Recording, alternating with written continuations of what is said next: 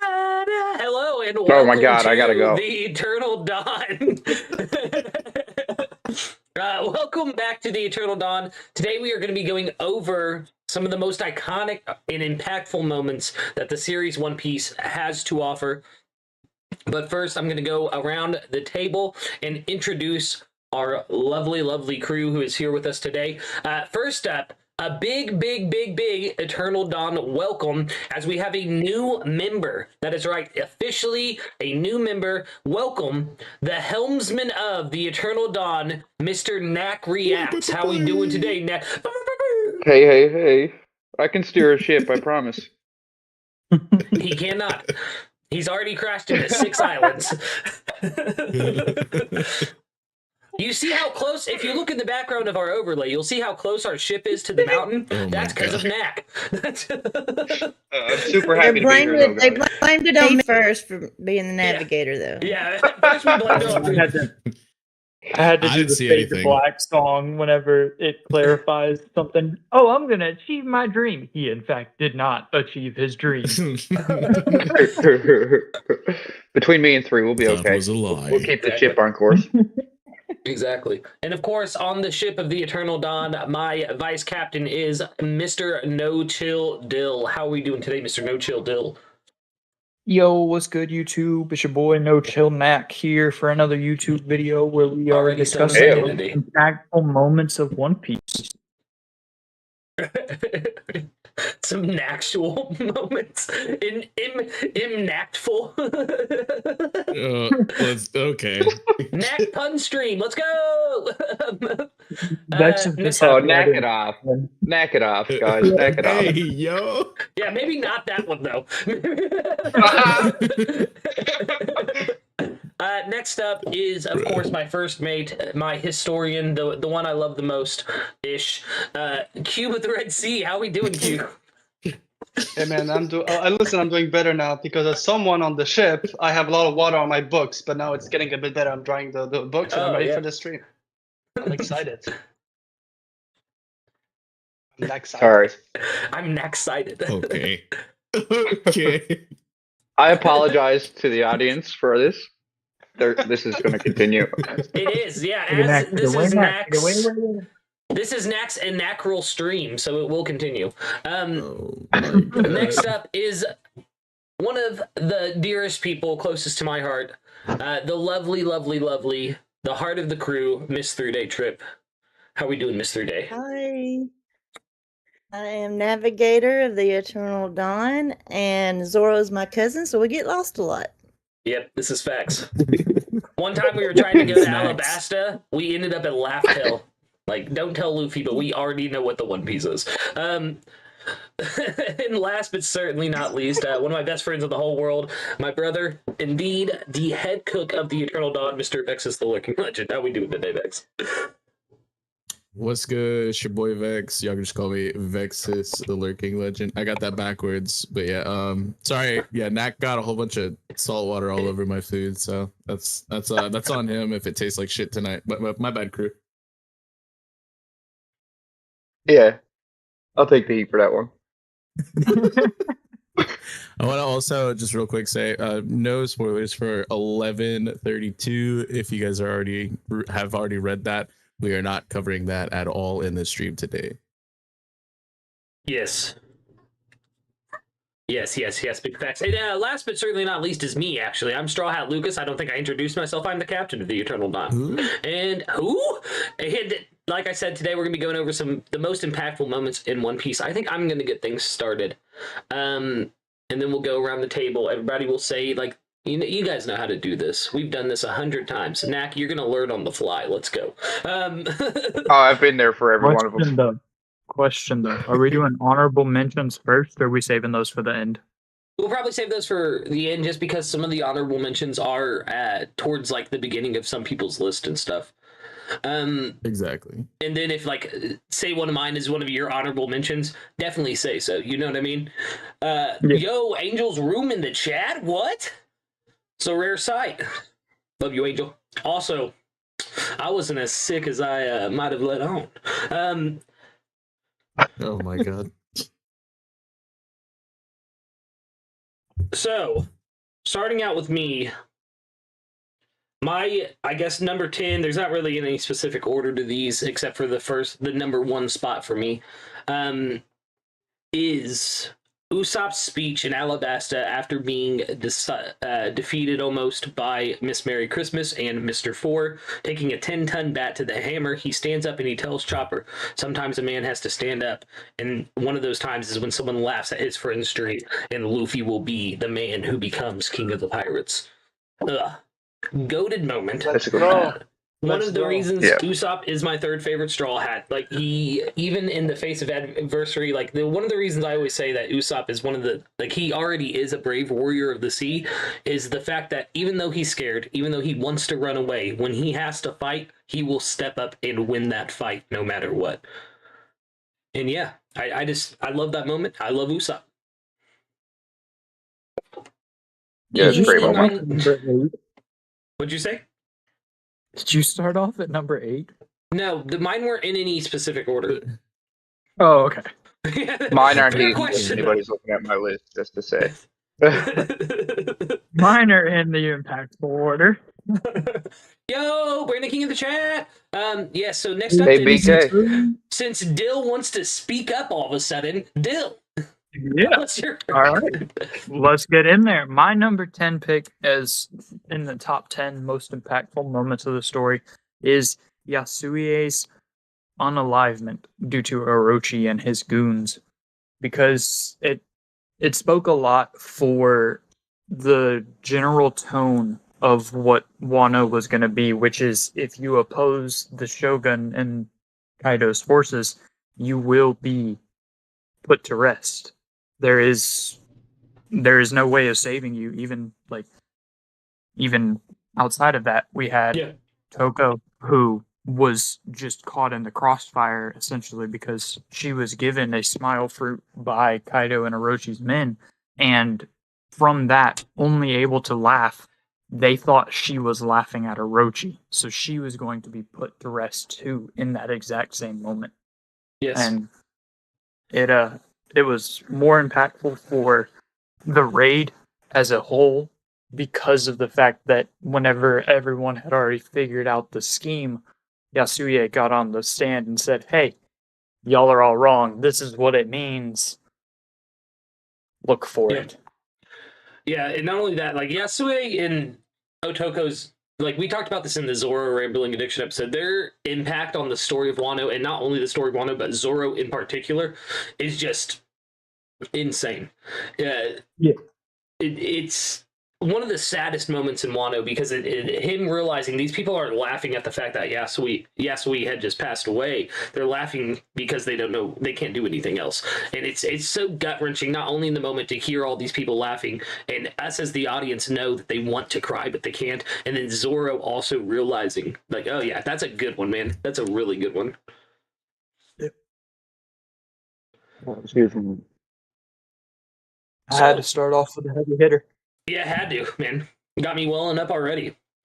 Next up, eeny, meeny, miny, mo. I wonder who I will choose to go. I'm gonna go with Kube. Kube, hit us with another one.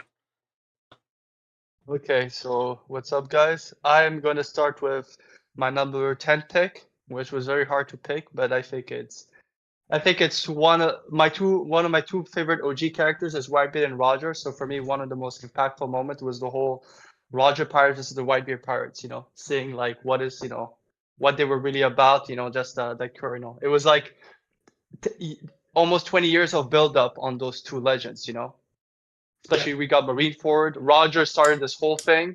We wouldn't be here if Roger did not decide to make a speech. You know, so it's like I felt like at that moment, like I was so hyped. I've seen like so many videos of people reacting to it. I reread it so many times. I just wanted, there's everything in it. Fighting, there's lore, friendship.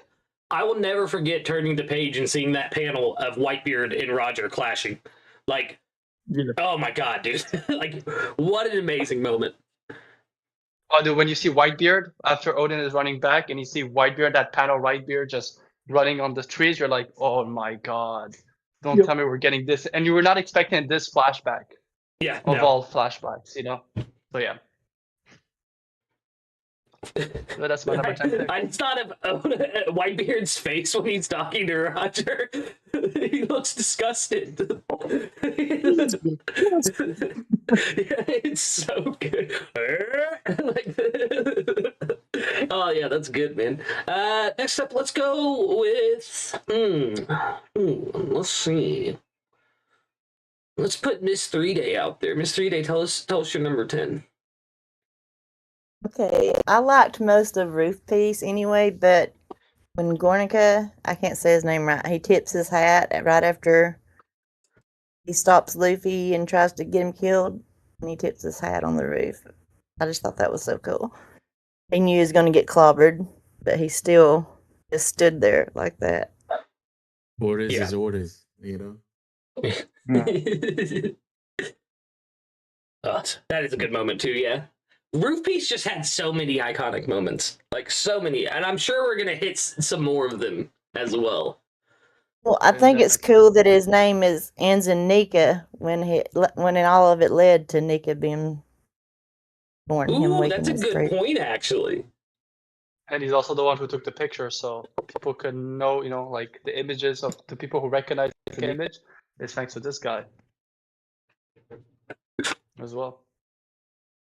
Yep. Yeah, it's good. I think it's such a wild moment because on a weekly read, like whenever you're like that's right when I caught up. So yeah, shout out. That was right when I caught up. So it was crazy to me because we didn't know what these masked members of CP0 were like fully capable of, and like it was just so like I was like, what's about to happen? Like what is going on? Like when I click over and like check out the next page, like, and so like I had no idea what was going on. Turns out homie got folded, but like it was still really cool, like because like it was so hype, and like it was at a point where like obviously like stuff like Gear 5 was getting introduced, so like anything could have happened in that moment.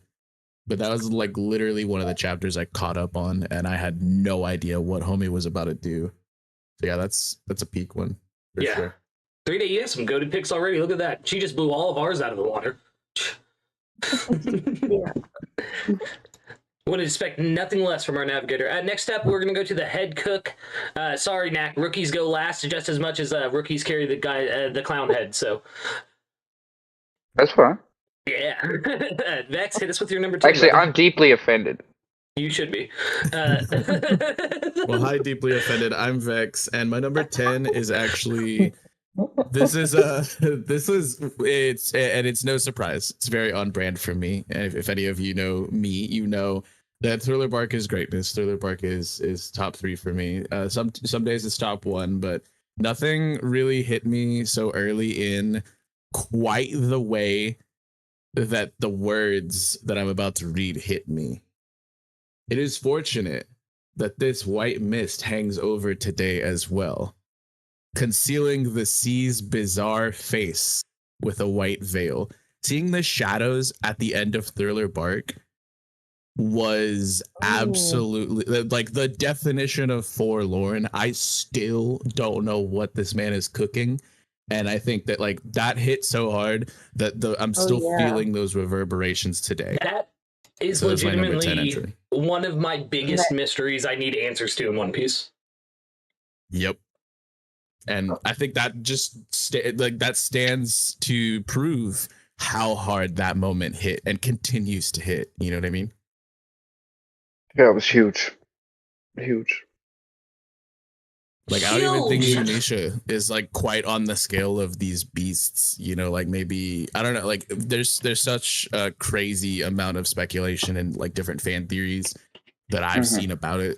I have my own and whatnot, but like, yeah, this was insane. After such greatness that we got in Annie's Lobby and obviously Thriller Bark, top 3, you know, and like leading into Sabaody, one of my other favorite arcs, like this was just such a throwaway. There's so much about like the last couple of like pages of Thriller Bark that were just like we get like the Pirate Empress Boa name dropped by the Risky Brothers, and like Kaido's first name drop was there, Big Mom was name dropped there, and then like boom, we just see these massive gargantuan ominous beings. And in the anime they gave him like those glowing red eyes, and I'm just like, dude, what is this? What is this? What is he cooking? Huge. Nac.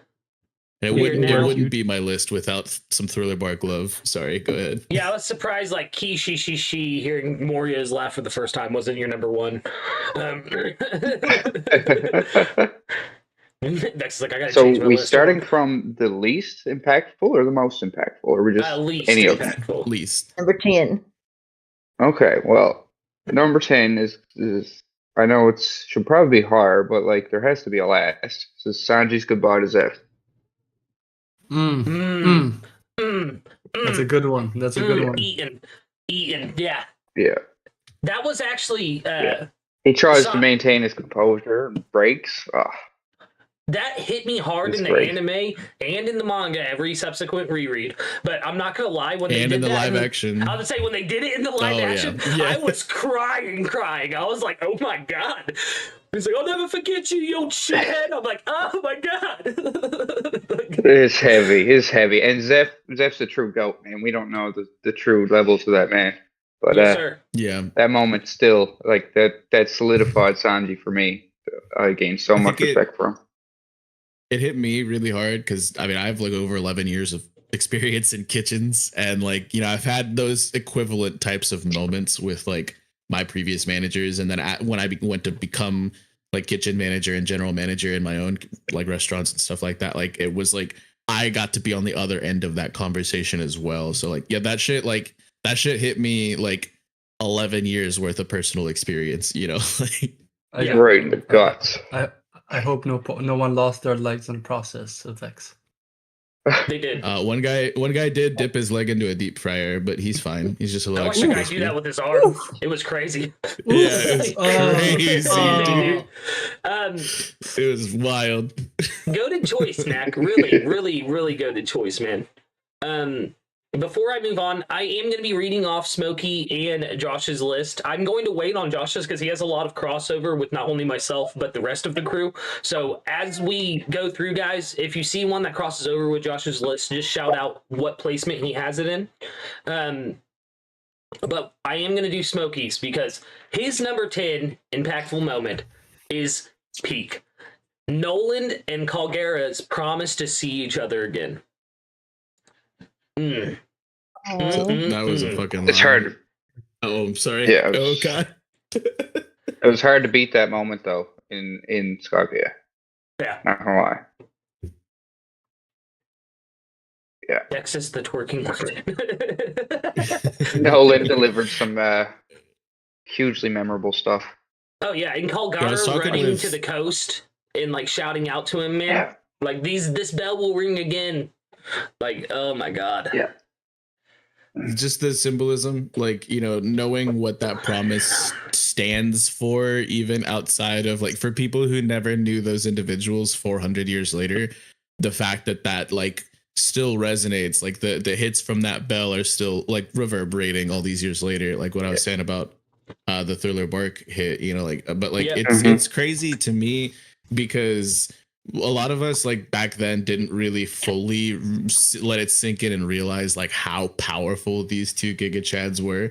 But I was talking with Mhm. the absolute goat himself, Dax Sake, literally like last night about like when Nolan slashed open that snake in like one attack. Like Luffy wasn't doing that, Enel wasn't doing that, Zoro wasn't doing that. None of the heaviest hitters in Skypiea arc even came close to like putting a dent in Nola, right? And Yeah. Nolan one tapped like Kashigami or whatever, right? Like, so it's like I don't know. That's crazy to me that these guys And he were threw on like ones such with a a like Sea King. crazy level. Yeah, He threw the Well, ones I mean, with yeah, a Sea that's like- King and comes up. that's like Rayleigh level, you know. Like this dude is him. He swam Like, through the calm belt. oh my god. So yeah, moving on to my number 9 pick now. You see, it's unbreakable. And this is in reference to Luffy standing on top of the castle of Drum Island, holding the flag. Just Oh, that all of the things that happen in Drum Island could, like, you could literally be like the whole arc of Drum. Hi, Rosie. The whole arc of Drum Island could just be in itself an impactful moment, but just him standing up there showing Chopper basically what his father had told him is that pirates are the right kind of people, and showing him that flag will not fall, it will not break. Like, it's not emotionally impactful in the sense of like it's gonna make me cry or anything, but it's just one of those epic moments that you can only expect from Luffy. Yeah, I think it's absolutely huge. I think it's Oda literally telling us what he thinks the pirate symbol means, what a Jolly Roger means. Oh yeah. It's like up to that point in the story, like it was kind of up in the air, like what is Oda trying to tell us about pirates? But they're people who follow their dreams. And no, I'm sure that's on someone's list, so I'm not going to say it now. But yeah, man, it's golden. It deserves the spot on my list for sure. Dill, I believe that brings us back to you, my boy, my baby boy. Speaking of dream, no, I'm playing. So my number 9 pick is Sanji realizes Zeph doesn't have any food during the flashback of Zeph and Sanji stranded on the island. Yeah. Where Lieutenant Dan Sanji is like, "What do you mean? You have this much food and you only gave me this much." And then he looks and sees his legs and then cuts the bag open and finds out that it's not food inside there, it's treasure. So that way Zeph can fulfill his own dream. That's right, little egg. Yeah, it's pretty solid. It's my second favorite of Sanji's flashbacks. I'm sorry. Yeah. Once again, the live action delivered on that flashback as well. Like, I just got that little kid really nailed did. that shit. Like, you ate your leg. Yeah, I It just- also kind of it hits different. Yeah. Like BK was talking in the chat about like, is this anime or manga or like all or all that, and like it kind of really just depends on like how you consumed that, for lack of a better term, for lack of a more appropriate term, that chunk of media, because it went way harder in the manga, I feel like, but like seeing it animated with the music behind it and everything is a whole different story. But they did kind of nerf it in the anime. But it's still, yeah, it's a really good moment. Really good. Would you say it depends on how you saw that leg of the adventure? Oh, no. So, even worse, I definitely thought that Vex was going to say chunk of meat. Yeah. Not media. Depends Brandon on how King you got a consume that chunk of number meat. 10 in the chat. Oh yeah, read it out, Nick. So he is number 10 is Luffy telling Tama and Wano, we're gonna make this a place where you can eat whatever you want. So, Huge. shout out to It was BK huge. because that is my number 1 pick. Is Holy Luffy's crap. promise? Is Luffy's promise to Tama of by the time he leaves, she'll be able to eat whatever she wants, whenever she wants. Yeah, dang. This dude calling shots way ahead. He's like on some Usopp timing. He's like, got my that number advanced 10. Actually, observation. that's my most impactful moment. My number 10, yeah. Yeah. Nice.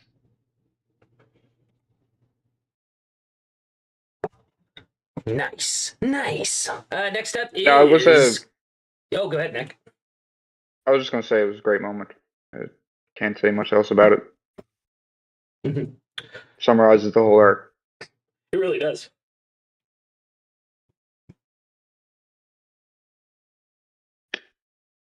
Cube. Okay, it's my turn. Okay. So Bro. my number 9 pick is the Return of the Goat. It is Luffy's return to Sabaody and defeating the PX5s in like an instant. And why I like it so much is the last time he was on this island, we got an Oda box saying the Straw Hat were utterly defeated, and then the next time we see Luffy, he like gets one of the saddest moment in his life, losing his brother. So I felt like it was a great way to just reintroduce Luffy and seeing all those other people on the island just shocked of the level of Luffy now. Even Setsumaro, who did not see anything of powerful in Luffy 2 years ago. So yeah. Do you like it better in like the anime, like the OG anime, or in fan letter when you get to see this dude just sweep through and just demolish? Like, I won't lie, fan letter has really changed the way I saw that scene a bit more. So maybe it's recency bias, but I really like fan letter. But then I'll give props to original, anime scene obviously as well. Because Both then go again, good, I will but also you gotta- connect that scene. Oh, sorry. I was just saying you got to give props to like the whole team behind Fanletter and like Megumi Ishitani because it's insanely good. It's insane. And I would even add as another moment, like I think it's connected, is we get in the next episode or like the next chapter, is afterwards Rayleigh getting that flashback of Roger. Then you're seeing is that they both share the same hat. So like I think this structure story is like it's a great way to start the post time skip. It was the best way possible. Then we get the actually just introduction seen of that Damara Black. The go. Peak on peak, baby. Recently getting the Fishman Island remake of that episode in particular was fantastic. Let's all Chills. Yeah. point and laugh at Vex. It's Damalo Black. Come on now. All right, you can hold that L. I'll take the R. Whoa! Whoa! I was saying you can hold that L.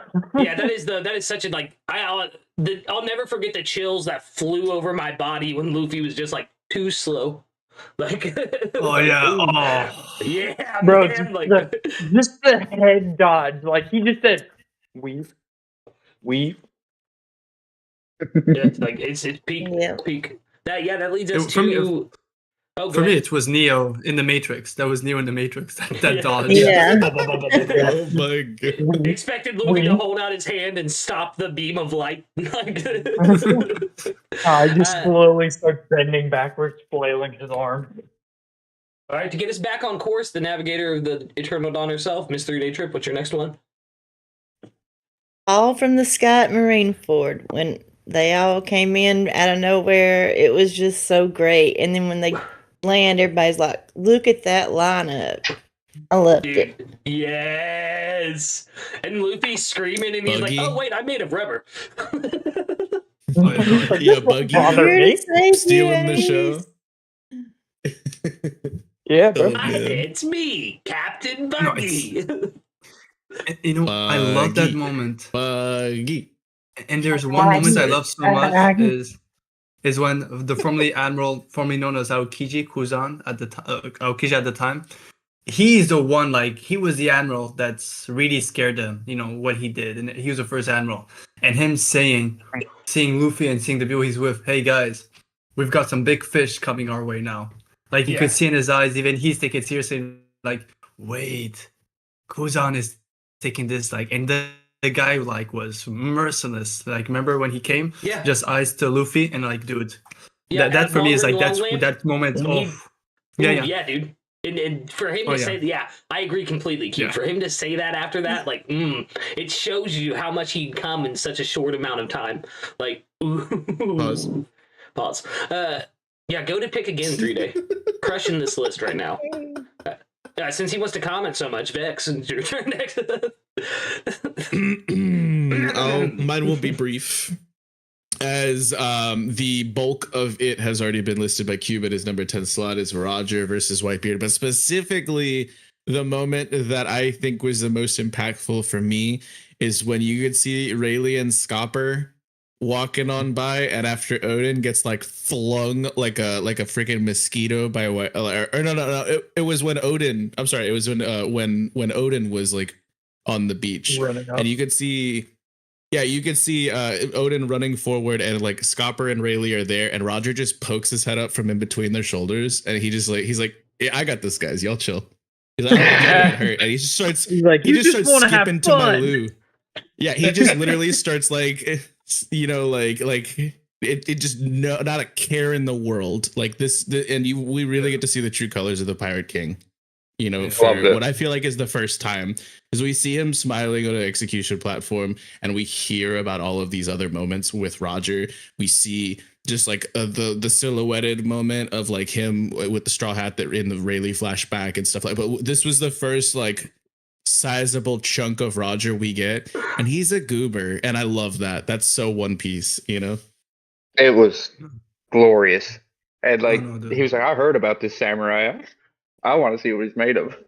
Yeah, but he literally just like parts these two of his commanders. Like he's just like, get out the way, y'all. I don't want y'all to get hurt. And he just skips forward like all merrily. You know, it's so good. That's one of the best moments for me. It hits so hard because it like really set the tone. Like I've known One Piece is goofy and it's like a comedy, but there's been moments that have like put a lump in my throat. And I know like a lot of people have cried at certain moments, and we'll be getting into a lot of those, you know, so stay tuned and like the stream. But this was something completely different. You know what I mean?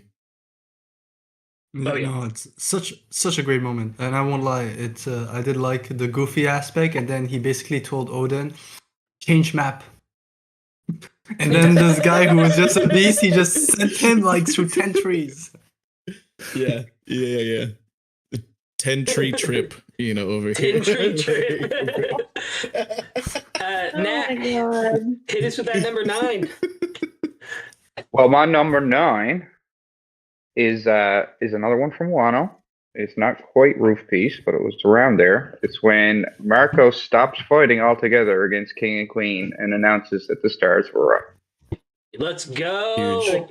You're about to send me on a tangent. Listen, if anyone from Toei Animation is listening, how dare you spit on Sanji the way you did by making it all about Zoro?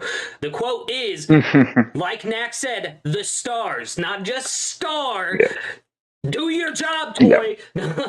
I actually had to show They know Dexter what they the were scene doing. again the other day because I was like, man, this scene, it hits It really does, dude. heavy.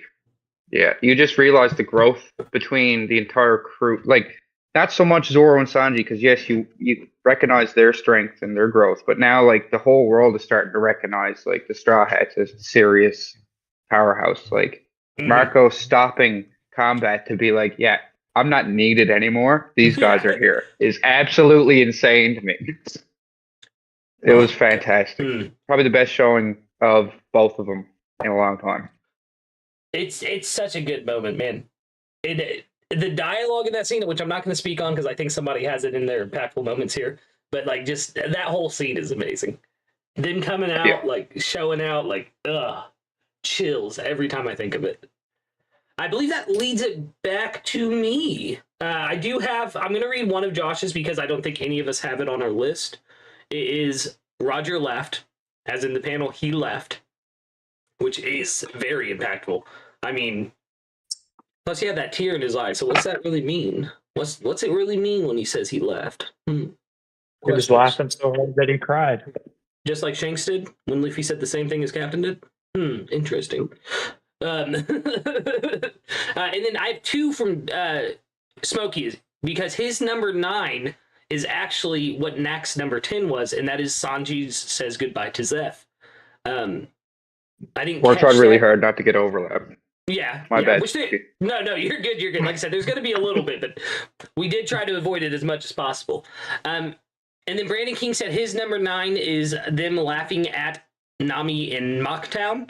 Something so wild about seeing people mock dreams for the first time since the world supported them before. Yeah, very impactful, especially with Bellamy's speech and everything. That's a good one, Brandon. And I did see you had an honorable mention as well. It was Luffy. No, that's not it. I know I saw it. It was the laugh That at is your Nami one. honorable mention. That was his honorable mention. His number 9 was I've broken the gears. Now there's no turning back. Yes. I love that. Yeah, so do I. I love Law and that Punk Hazard. Goated, man. Goated picks, BK. So my number, I believe 8 now, is easy. Yeah. It is Frankie on the sea train talking to Nico Robin and telling her existing isn't a crime. Because it echoed so much what Saul had said to her in the past. And the way that Robin is taken aback by it as well. Just, it hits so hard. It's one of those moments that, like, it's not sad or anything, but it still makes you well up. You know what I mean? Like, because this is someone who has thought their entire life that they should not be alive, that they are a monster, they are a demon. And here's this person who's just met them and telling her, that doesn't matter, basically. The existing is not a crime. It hits so hard. Yeah. Frankie's the GOAT. I think it hits even harder because we can recognize he had a bit of the same journey too of discovery on himself, you know, Exactly. with the Exactly. creations he made. Mm-hmm. It was the perfect person to say it to Robin. And being thrown away as a child, abandoned, like it hits hard. Perfect, yeah, like you said, perfect person to say it to Robin. And yes, Dexter, that was We'll talk definitely about that later, impactful, and I Dex. imagine Yeah, that'll be don't on you- someone's list. Yeah, don't worry, we're gonna talk about that, Dex. So next up, let's go with Mr. No Chill. Spoilers. No Chill. Yeah. Broke Lucas. So around that same time frame is where my number 8 pick is from, and it is Luffy versus Usopp. Oh Because- my god.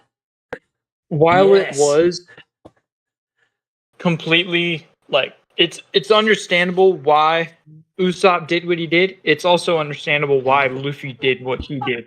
It's just they didn't have the moment of communication between the two of them to be like, hey, this is what they said, this is what we could do, but it would end our journey way sooner than we want it to. Like They the could pun all here, die too. at sea because of it too. Didn't he literally use an impact dial like Yeah. in this fight? Yes, he did. Very impactful. Yeah. Fun Yeah, fact, guys. Because of was that huge. fight, Usopp has a dub on Luffy in battle, but not Luffy on Usopp. Just saying. Usopp is Yonko level. Yeah, I I Usopp heard an needs to analysis fight on like that that. fight one time. That was perfect, and it's the fact that we've seen Usopp through his opponent's eyes as opposed to seeing Usopp through his eyes, and we didn't see all the self-doubt that's always going through his head. And he was like, "Imagine Yeah. this is what all of Usopp's opponents in the entire series are seeing," and then try to Ooh, I say like that that. Usopp's not already a brave warrior. Not only that, but like think about it. Usopp's kind of like Batman. If he has enough prep time and knows his enemy well enough, he's gonna win. Like Yep. He'll do better. he'll do better. Yeah. Like the same way he did. That's because that's the same way he defeated Miss Christmas and Miss Merry Christmas and Mr. Four is because he watched, even though he was getting the shit beat out of him, he watched them fight and saw how their attacks worked and everything, and went from there so that him and Chopper could tag team kick their asses. Yeah, And he is that's a the good bravest pick. member of the Straw Hats. I agree 100%. because I always say, man, the fear is what makes him brave. Because a true warrior is someone who fears battle. That's go to pick, Dill. That's spicy, dude. Next up is Mr. Cube. So, my number 8 pick is when Luffy punches Saint Carlos. And I knew you were And, going to say uh, St. Lucas. I knew you were I going didn't to say it. St. I almost Lucas. said it. I almost said it, but I didn't say it. We don't audit yourself. The allegations are living still. So I'll explain why it feels like it's such a big moment, especially since we're beginning all the lore dump. Throughout the story with Vivi, with other people, Shanks as well when he's younger, he's being taught to have restraint. You know, it doesn't matter if they disrespect you, but the fact that he was and he knew because he was told before what happens if you punch a celestial dragon, that he did it for someone, Achan, that he gave a second chance. And I think this like shows the core of what Luffy truly is, you know. Oh, yeah. He didn't do it for it wasn't for Nami or Frankie or like someone who he met and connected instantly or Brooke. He did it for Hachan, who he first met him as an enemy, and then made a relationship, a friendship, showing him at the core of what it is to be a friend with Luffy. The past doesn't matter. Yeah, and the Impact kid-in-law was sitting there going, "He's really gonna do it." Really? Yeah, like the other worst generation pirates, like the supernovas, look at him like, whoa. Yeah. They A few wouldn't times even Luffy's admit it. broken a promise too. Hachan made him promise not to strike anybody, not to get involved. He even said if someone gets shot, then you stand down. Yeah, and especially now after Egghead with Kuma's flashback, when you know how much that scene also affected Kuma, like him seeing that moment, and he saw Kuma's eyes, with what he went through. So yeah, for me, it's because of Egghead, that Kuma flashback, that scene hits even harder now. Were you saying 3 before I rudely cut you off? I don't even remember talking. Or not? It's even worse.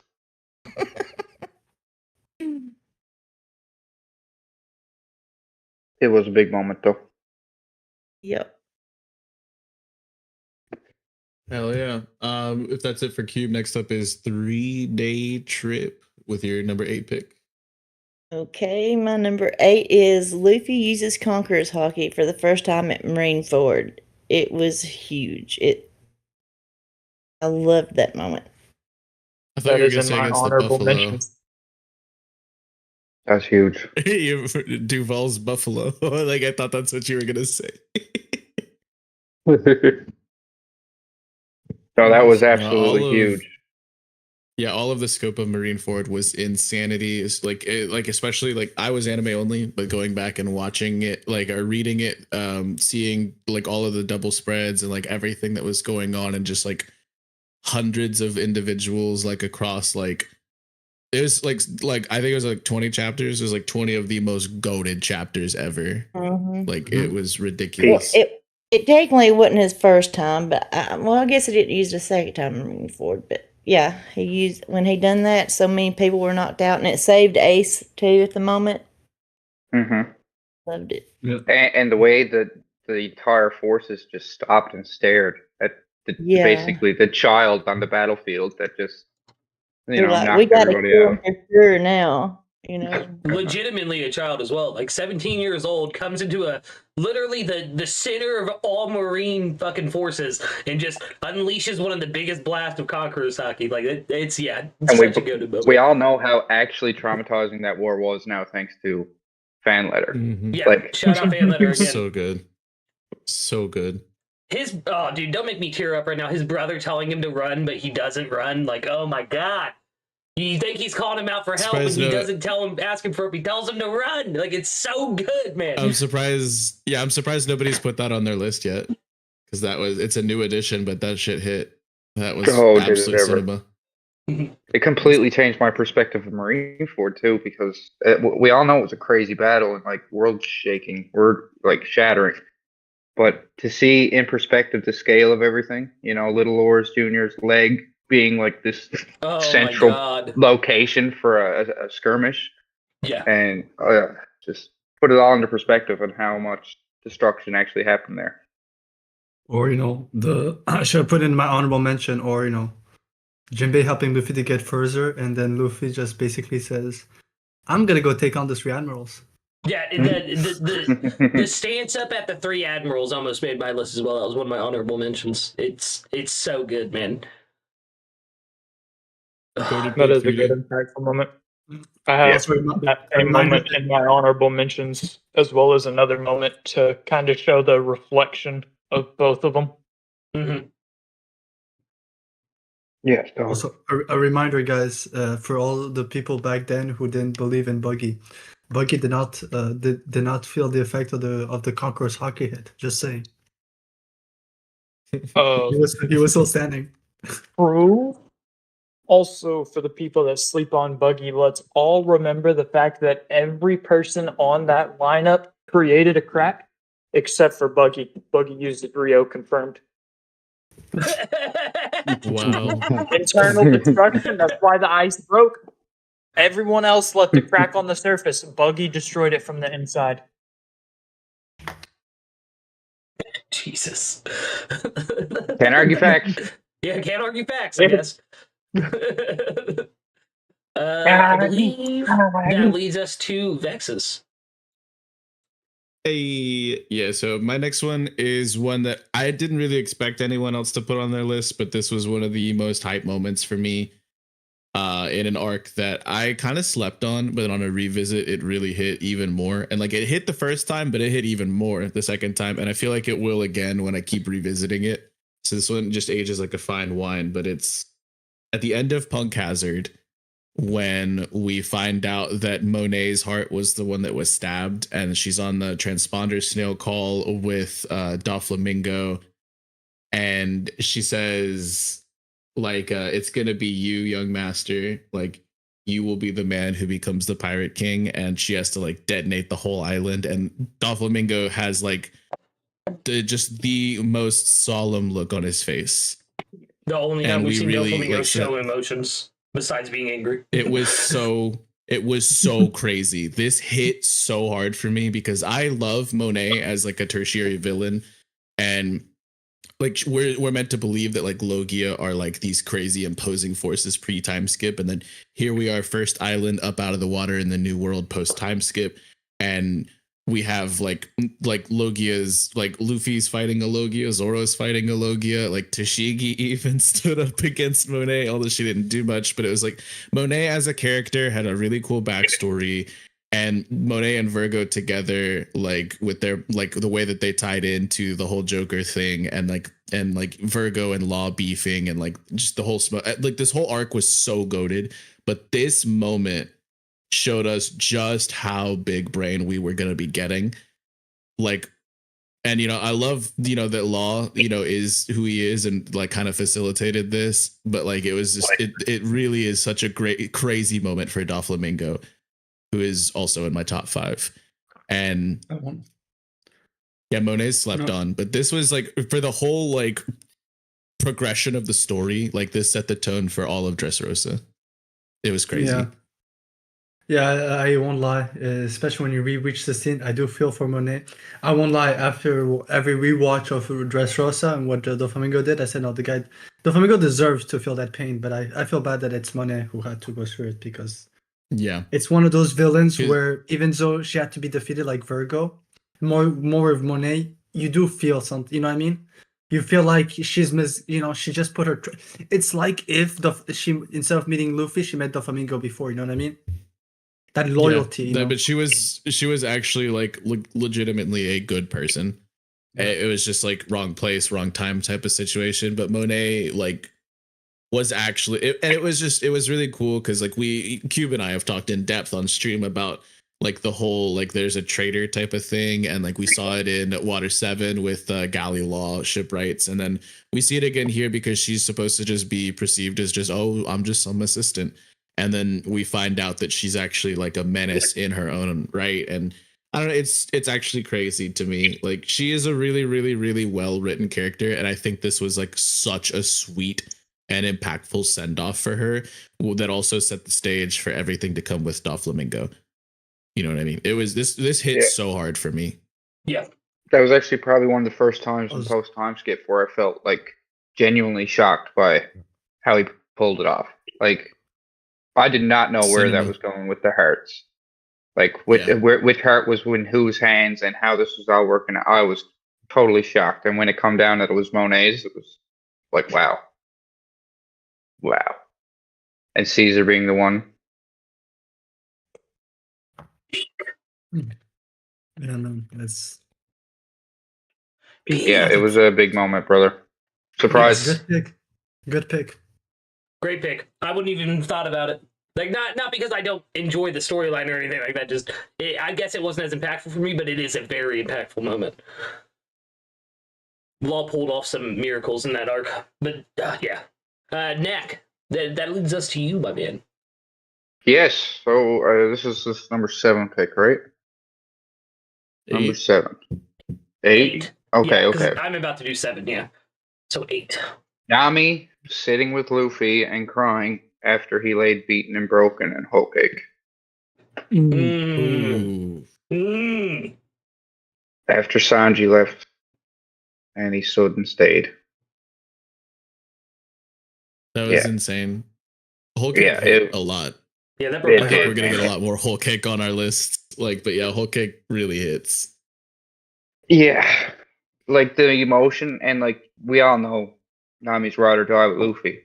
She just sits there, and, cries. I was like, man, this moment.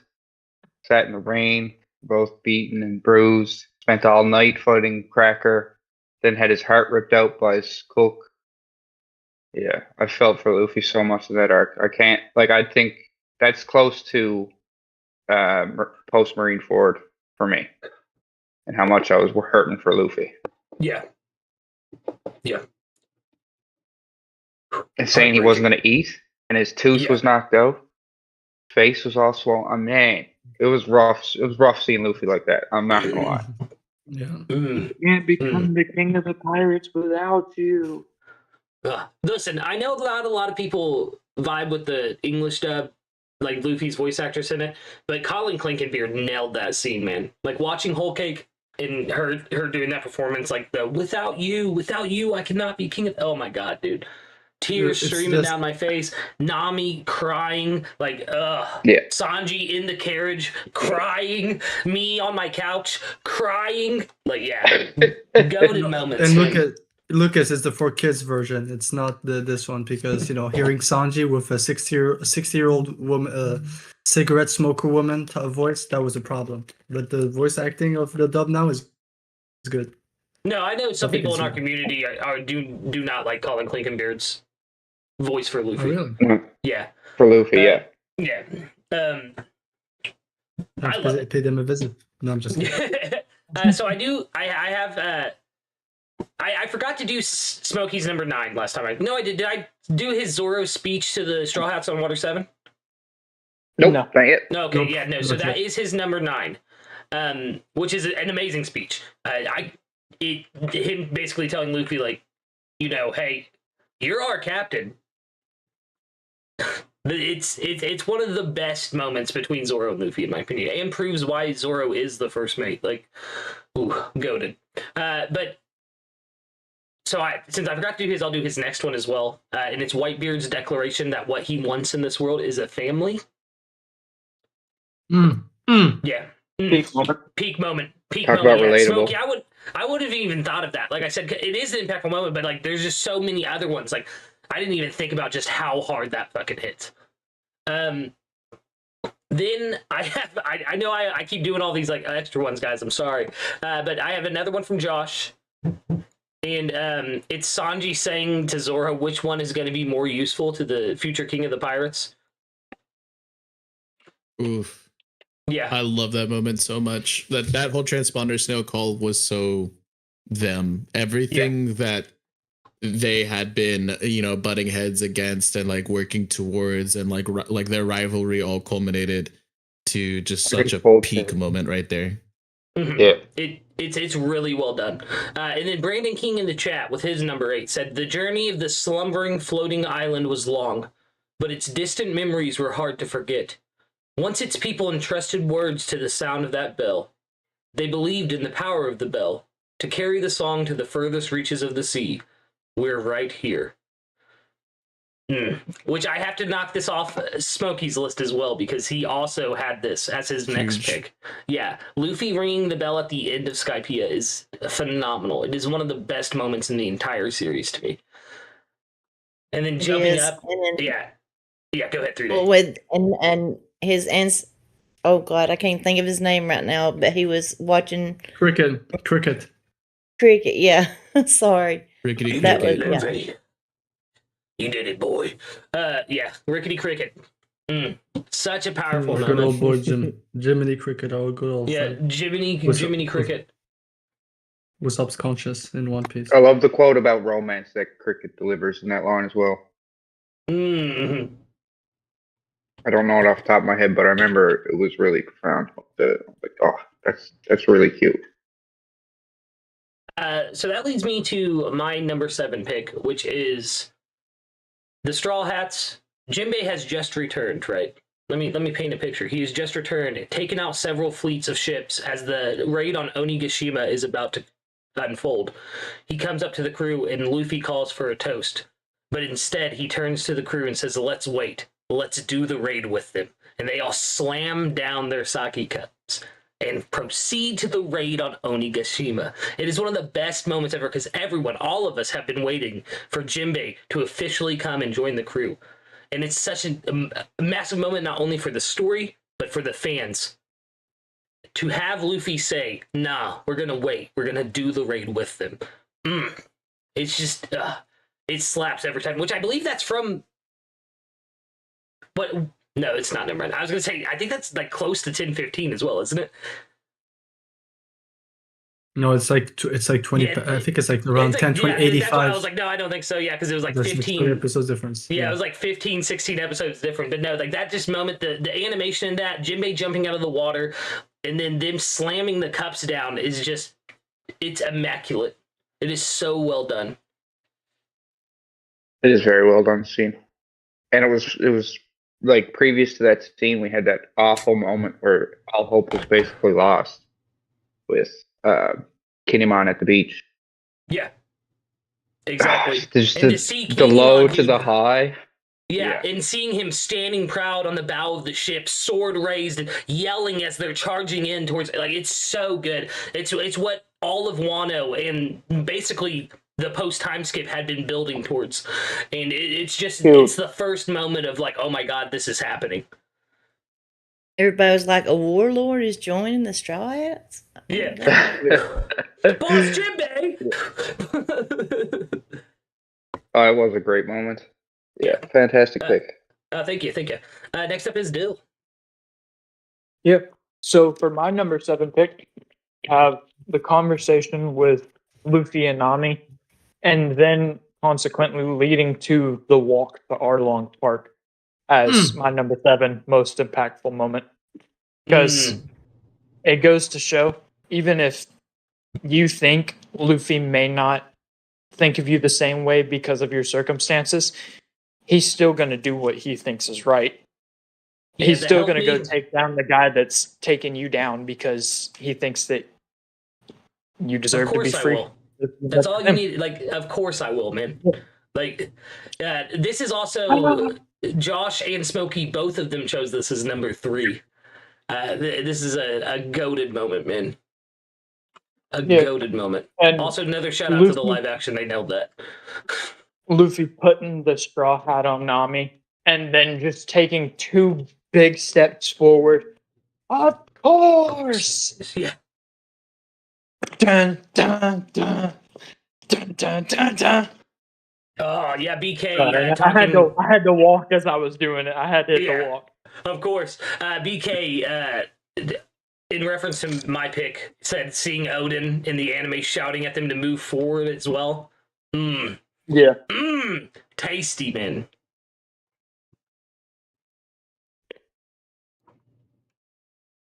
Oh, I have those listed in my notes, Vex. But thank you. Next up is why did I just get off track? It's Kube. It's my turn. Yeah. Okay. Sure. So my next, my number 7 pick is when the other goat of the story returns, Sabo, when he meets Lucy, aka Luffy. I feel like it's such a big moment, especially where Luffy is in the story, you know, especially where everything he went through. I feel like, you know, basically after Dressrosa, it just goes whole cake, Wano, Egghead, it just gets crazy. So I do feel like it was something that he needed. And then seeing how Sabo just was happy to see Luffy and so proud of him, it was such a big moment, you know. And him, that was actually my number 6 as well, Cube. Oh, that's fantastic awesome. Moment. Fantastic moment, man. It's when Luffy hugs Sabo and he's like, you know, Ace, he died right in front of me and there was nothing I could do. And then Sabo just tells him, it's okay, you did what you can, basically. And it just apologizes for not being the tears, man. Like, Luffy could finally, because he was trying to show his crew that he wasn't affected by this and shit. Like, you know what I mean? Like, there's not been a moment where his crews even asked him about what happened with Ace. And seeing him able to let go, and there was someone there who understood his pain, because Sabo also lost his brother. Like, it's just so well done. That is a goated pick. Goated pick. Yes, right. Miss 3-Day, I believe that leads us to you. Okay, my number 7 is from Dressrosa 2, and it's the part where all the people from the Coliseum come together to hunt down Duffy, and they're all running together. It's just a feel-good moment, and then they start laughing at Pika's voice. I love that. Poor guy. I was gonna put in our last stream, I was gonna put Pika Pika as a quote, and I thought everyone was gonna guess Pikachu, and I was like, no, it's Pika, guys. Like, 3-Day would have asked you to do the voice like I had to for Elias. oh my god, I could just play a soundboard clip. I got that somewhere. But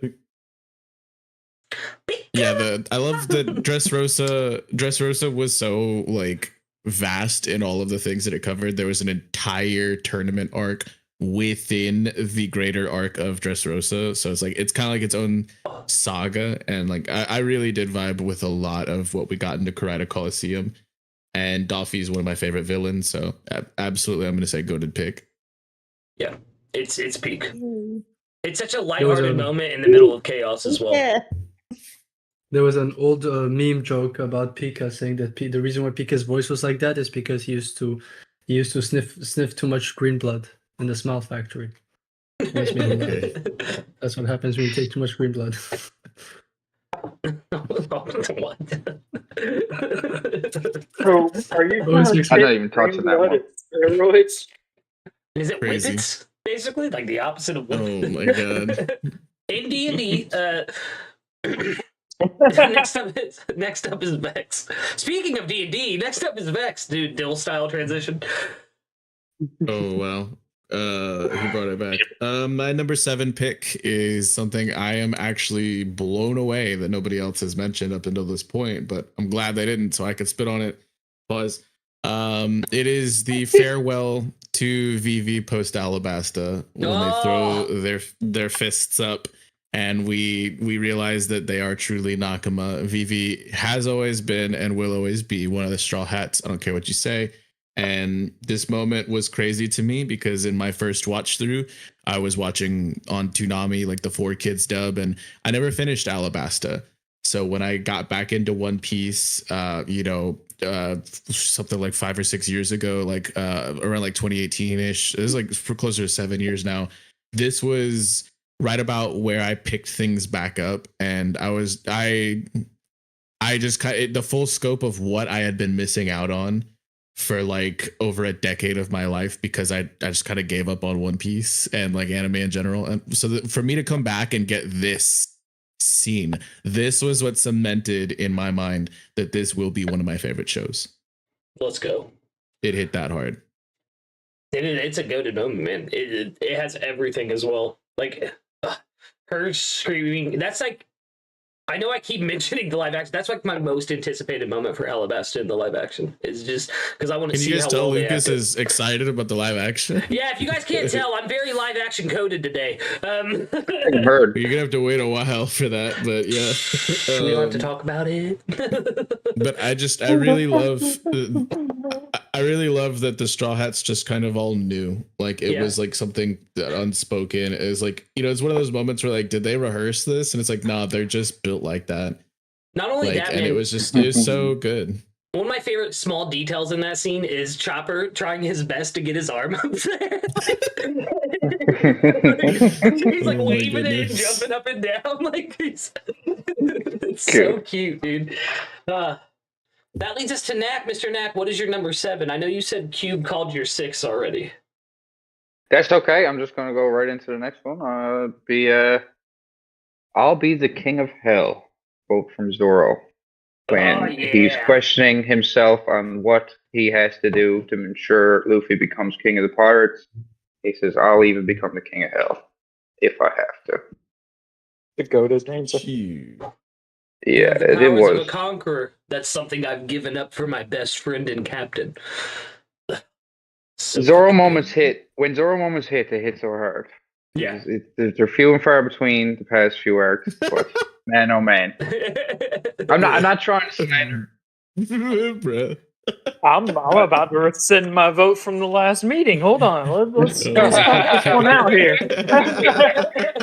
They're another level, man. Like the moment when actually this might be this list, so I'm gonna speak on it. But when Luffy and Zoro interact, it's just a genuine feeling of like camaraderie between them. It's so sweet. It is. The reunion in Wano, like, That's what I was going to say in case it's on someone's list. Yeah, I stopped myself after I said it. I was like, wait, nope. Wait. I am. All right, so we're back to me. I'm going to skip Smokey this time because he's down to his top 5 now. BK's number 7 is Bellamir's speech to Nami and Nojiko, and then her subsequent death. Yeah, impactful. You will always be my children. Trying to make I am your cry? mother. Yeah, he really is, man. I'm gonna sob in a second, BK. This whole stream idea is kind of like Please like cry. like it's kind of Yeah. it's on there, like. Yeah. Yeah. Speaking of moments that made me cry, mine and Josh's number 6 moment is: can you carry the land of Wano on your back? Of course I can. It's my friend's country. Luffy That's so heavy. walking past Big Mom and Kaido. They're sitting there talking their shit. He doesn't care. He's pin toes down, walking towards his friend, does not give a fuck about them. Taking Kinemon in his arms, like the whole moment is just so good, and it's so well animated as well. Can you carry the Is that land of Wano on your 1049? I back? think. The chapter? No, the episode. No, I think no, that's 10:15, man. That's the second half, 10:15. Okay. Yeah. Yeah. And then Yes, man. He tells Law, Beautiful. get them out of here. And they go down to the floor, and what does he do? Turns right around after punching Kaido in the fucking face and saying, I am Monkey D. Luffy, and I'm the man who's going to best you and become king of the pirates. Like, that whole sequence is just peak. It is so well done. The animation is up there. The manga hit me so hard. I remember crying, like, because I would lay in bed and read One Piece while I was getting caught up. And I was laying in bed next to my wife, just sitting there going, let's go, let's go. Like, fucking crying and getting excited. And like, it really, it showed me that Luffy was going to do it. Like, we all know he's going to become King of the Pirates, but that's one of those moments that just solidifies it even more for me. It was a lot in the manga, but in the anime, like when they had like the bright imagery and like the dreamy sort of atmosphere of Luffy envisioning Kinemon and the scabbards, and then just dead pans to the red, like burning up atmosphere, and they're all bloody and beaten on the ground. Oh my god. Yeah. Well done. I'm getting chills just thinking about it. That delivery too from Kinemon, man. Can you carry the land of Wano on your back? Like, so good, man. That is a big one. So good. Yeah. Now that we're all down in the dumps, next up is Dill. Yeah. So for my number 6 pick, I have it's not him, it's they. Ooh. As Luffy, Zoro, and Nami are walking away from Blackbeard, who just told them, man's dreams will never die. And that is their reaction. As Nami said, who is he? It's not him. It's they. Yeah. Because we still don't know the impact that carries to this day. I always find myself doubting that it means anything besides that the rest of the Blackbeard crew was on the island. But the more I look at the panels, the more I look at Luffy and Zoro's faces when they say it, the more I think of the scene as a whole. I'm just like, I don't know. You know, it's one of the biggest enigmas in One Piece. What's that? I said it's a toss-up because I'm on the same boat as you. It's like, for the longest time, I was like, yo, it's just, they knew that he would be attached to the weird and wacky characters that they had just seen because they had the interaction with Doc Q directly before that. They had seen the other Blackbeard pirates around the island, and then he was just like, yeah, ran straight into him after the bar fight scene. Yeah.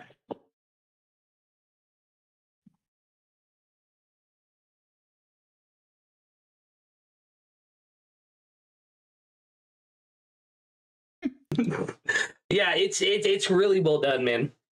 Especially, like you said, after that bar fight. Next up is Kube. Kube, hit us with that top 6, bro. Okay, so my top 6 is one of my favorite moments in the post Ennis lobby arc. When we find out post Ennis lobby. Yeah, bro. Peak. So Sorry, it's when we were introduced to Brook. That was such an interesting character was introduced, and then we found out that his whole reason, everything that he's keeping on, is to meet a certain person. And when you found out that it's Laboon, it's such a big moment on how you could see like Oda never misses. You know, there's no useless character introduced. There's no useless side quest. And I'm like, I remember at the time when I read it, when I was much younger in my teens, I was like blown away. I was like, dude, it goes from Laboon like what Laboon is what around after 100, and that was like 150 chapters later on or something like that, or 200 chapters afterwards. So yeah, for me it's such a big moment. It's an amazing moment, man. Legitimately. Y'all trying to make me cry tonight. Oh, I'm gonna. That's why we brought you on for this stream. The Yeah, broke that's why this is- moment yeah. when he screams, "I'm so happy to be alive." Oh my god. Oh, yeah. My boy Oh, Ian Sinclair killed that in the anime. Yeah, he did. Man. And Great the way he pick. flashes through that 50 years of just turmoil. You see it all. Ooh, 45 degrees. Oh my god. Or the slowly fading out, and he's like triplet, duo, or singlet, as all the people start dropping around him. Yeah, such great moments. How rude Damn, to post only Ennis leave. lobby is goaded. Yeah. True that. Oh, it's heavy. It's Yeah. heavy. Don't you know, Nac, that it's rude to only leave the accompaniment? 3 days. It's on you now. Number 6. Zoro uses Great Dragon Shock on Monet. I see. Nice. I cried. Yeah, Next is gonna cry. That's like one of He's talking about not being a wild animal biting or something. I forget what he said exactly. How Love can you that be whole- so sure that a wild animal won't bite? Isn't It's it like so crazy.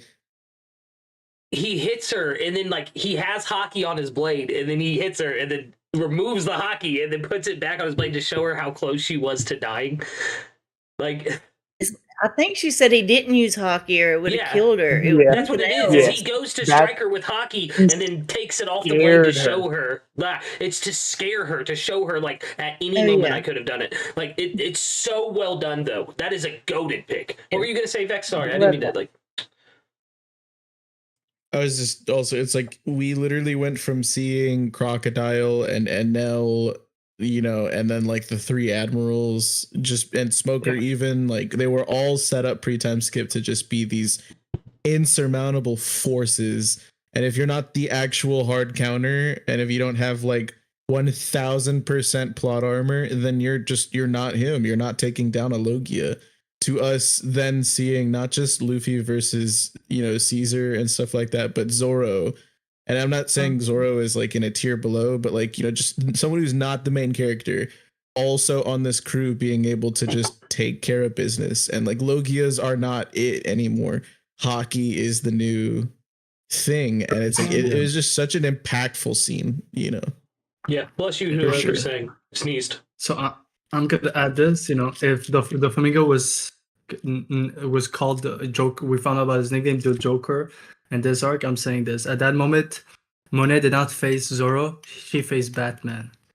That was a Batman level of fearing someone to death. You know, like just putting the fear of God on that person, or the fear of Nika, depending on how you want to name it. But yeah, such a great moment. So that's the way I had always interpreted the scene, and still to this day interpreted the scene, is that Zoro didn't use hockey. It was just straight up the primal fear that she felt from him. She could not put herself back together. It's just like Sugar with the when it was with so himself. scared Yep. her. Yeah, like, Yeah. Hey, my y'all sisters, talking about one of my they're other literally- picks She now. loses control of her Oh. devil fruit the same way that we Oh. see Sugar lose control of her devil fruit. To me, that's just the way it runs is. in the Like, family. yeah, it's part of his whole speech of how could you be so sure that a wild animal won't bite? Is he was the wild animal. He bit, but didn't show the appearance that he bit.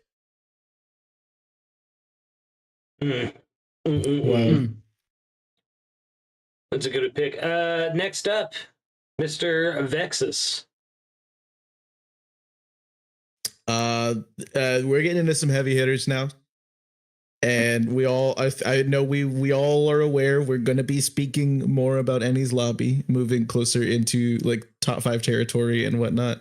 And I really wanted to put this one further up, but I just got so many goated moments coming. So stay tuned, like the stream. But this moment, the moment where Captain, Monkey D. Luffy, the man who will become the king of the pirates, declared war on the world government and said, Sogeking, shoot down that flag.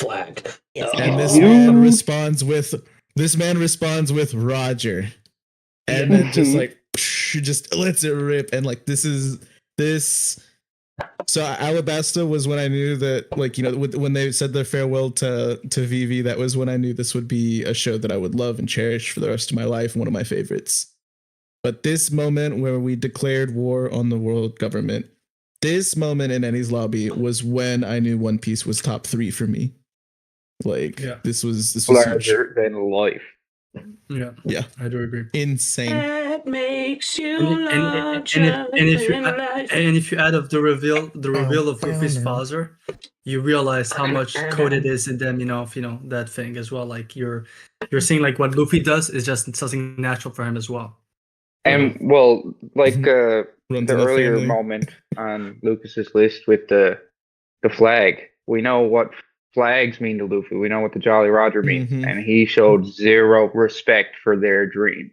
Exactly. Whatever the world government stood for, I don't care. That's not worth dreaming for. I've always believed that this moment was also foreshadowed by Luffy taking Foxy's flag in the Davy Back fight. Yeah. Well, and then Usopp is someone completely unrelated to Sogeking, right? But like is somebody who emphasizes to us multiple times throughout the series what a Jolly Roger means to a crew as well. Yep. So it's a really impactful moment for the Straw Hats and Sogeking. Really wish Usopp was there though. Yeah, me too. Heavy stuff. I don't know if he could have handled it. This is for me between that moment plus the end of Garp talk about the revs. I think that's where I was a kid. I remember that's when I realized One Piece completely changed. The world, it's like a shift because you were seen as it is a shift. The Marines, they sometimes help the pirates, but most pirates are evil. The world government are the good guys. It shifted everything. The thing is in that moment with Luffy, he didn't do it to send a message to any or every single. It doesn't matter if no Marines saw this or if every Marine on the planet saw this. The message he was sending was to Nico Robin. Yeah, your fight is my fight. Full stop. I would add on to that because it showed the Cypher Pole agents that were there that if you get in the way of what Luffy wants, he will burn you down. Yeah, and not only that, but like just the entire the Marines' reaction to it as well. Do you know what you just done? You've just declared war on the world government. Before he can even finish the sentence, what does Luffy say? Bring it on. Does not matter. Does not matter. You have his friend. You have his Nakama. You have his archaeologist. It doesn't matter. He's gonna get it back. Like it's such a goated pick, Vex. Insane pick. Next up, Nac. Nac, wait, are you on your top 5 now? I am on my top 5 now, yeah. Do you want to wait? And then go around again. Yeah, so that we can all do our top 5s at the same time. Awesome. So we're on the top 5s now. Smokey's top 5, his number 5 pick. Also, wait, let me shout out BK's number 6 pick because he's been here all stream and been hitting us with those awesome moments. And spitting. Vegapunk's Devil Fruit speech and Egghead juxtaposed during the Luffy/Lucci round 2 fight. Peak moment, dude. Shit hits. It really does. I actually have an honorable mention from Vegapunk, or not from Vegapunk, from Egghead as well. Hit us with it. When the giants roll up for the first time in 1,000 chapters, and they say, "We're here." Oda, you madman. Oh, I thought you were going to say that's one of your moments, Facts. I was like, no, my moments are... You all know my moments. They're in the channel. Yeah. So, Smokey, just to get back on track, Smokey's number 5 pick is Blackbeard's speech on Jaya. A man's dream will never die. peak. Promise. Yeah, we already spoke a I was little bit into on this, stills, yeah. but man, this shit hit so hard. It really does. And Luffy's like unwillingness to move a muscle on his face while Blackbeard says it as well. He's just like, I think it's that moment he recognized what Blackbeard was, kind of thing. Yeah, this was again like right after, like I never got all the way through Alabasta when I was watching on 4Kids.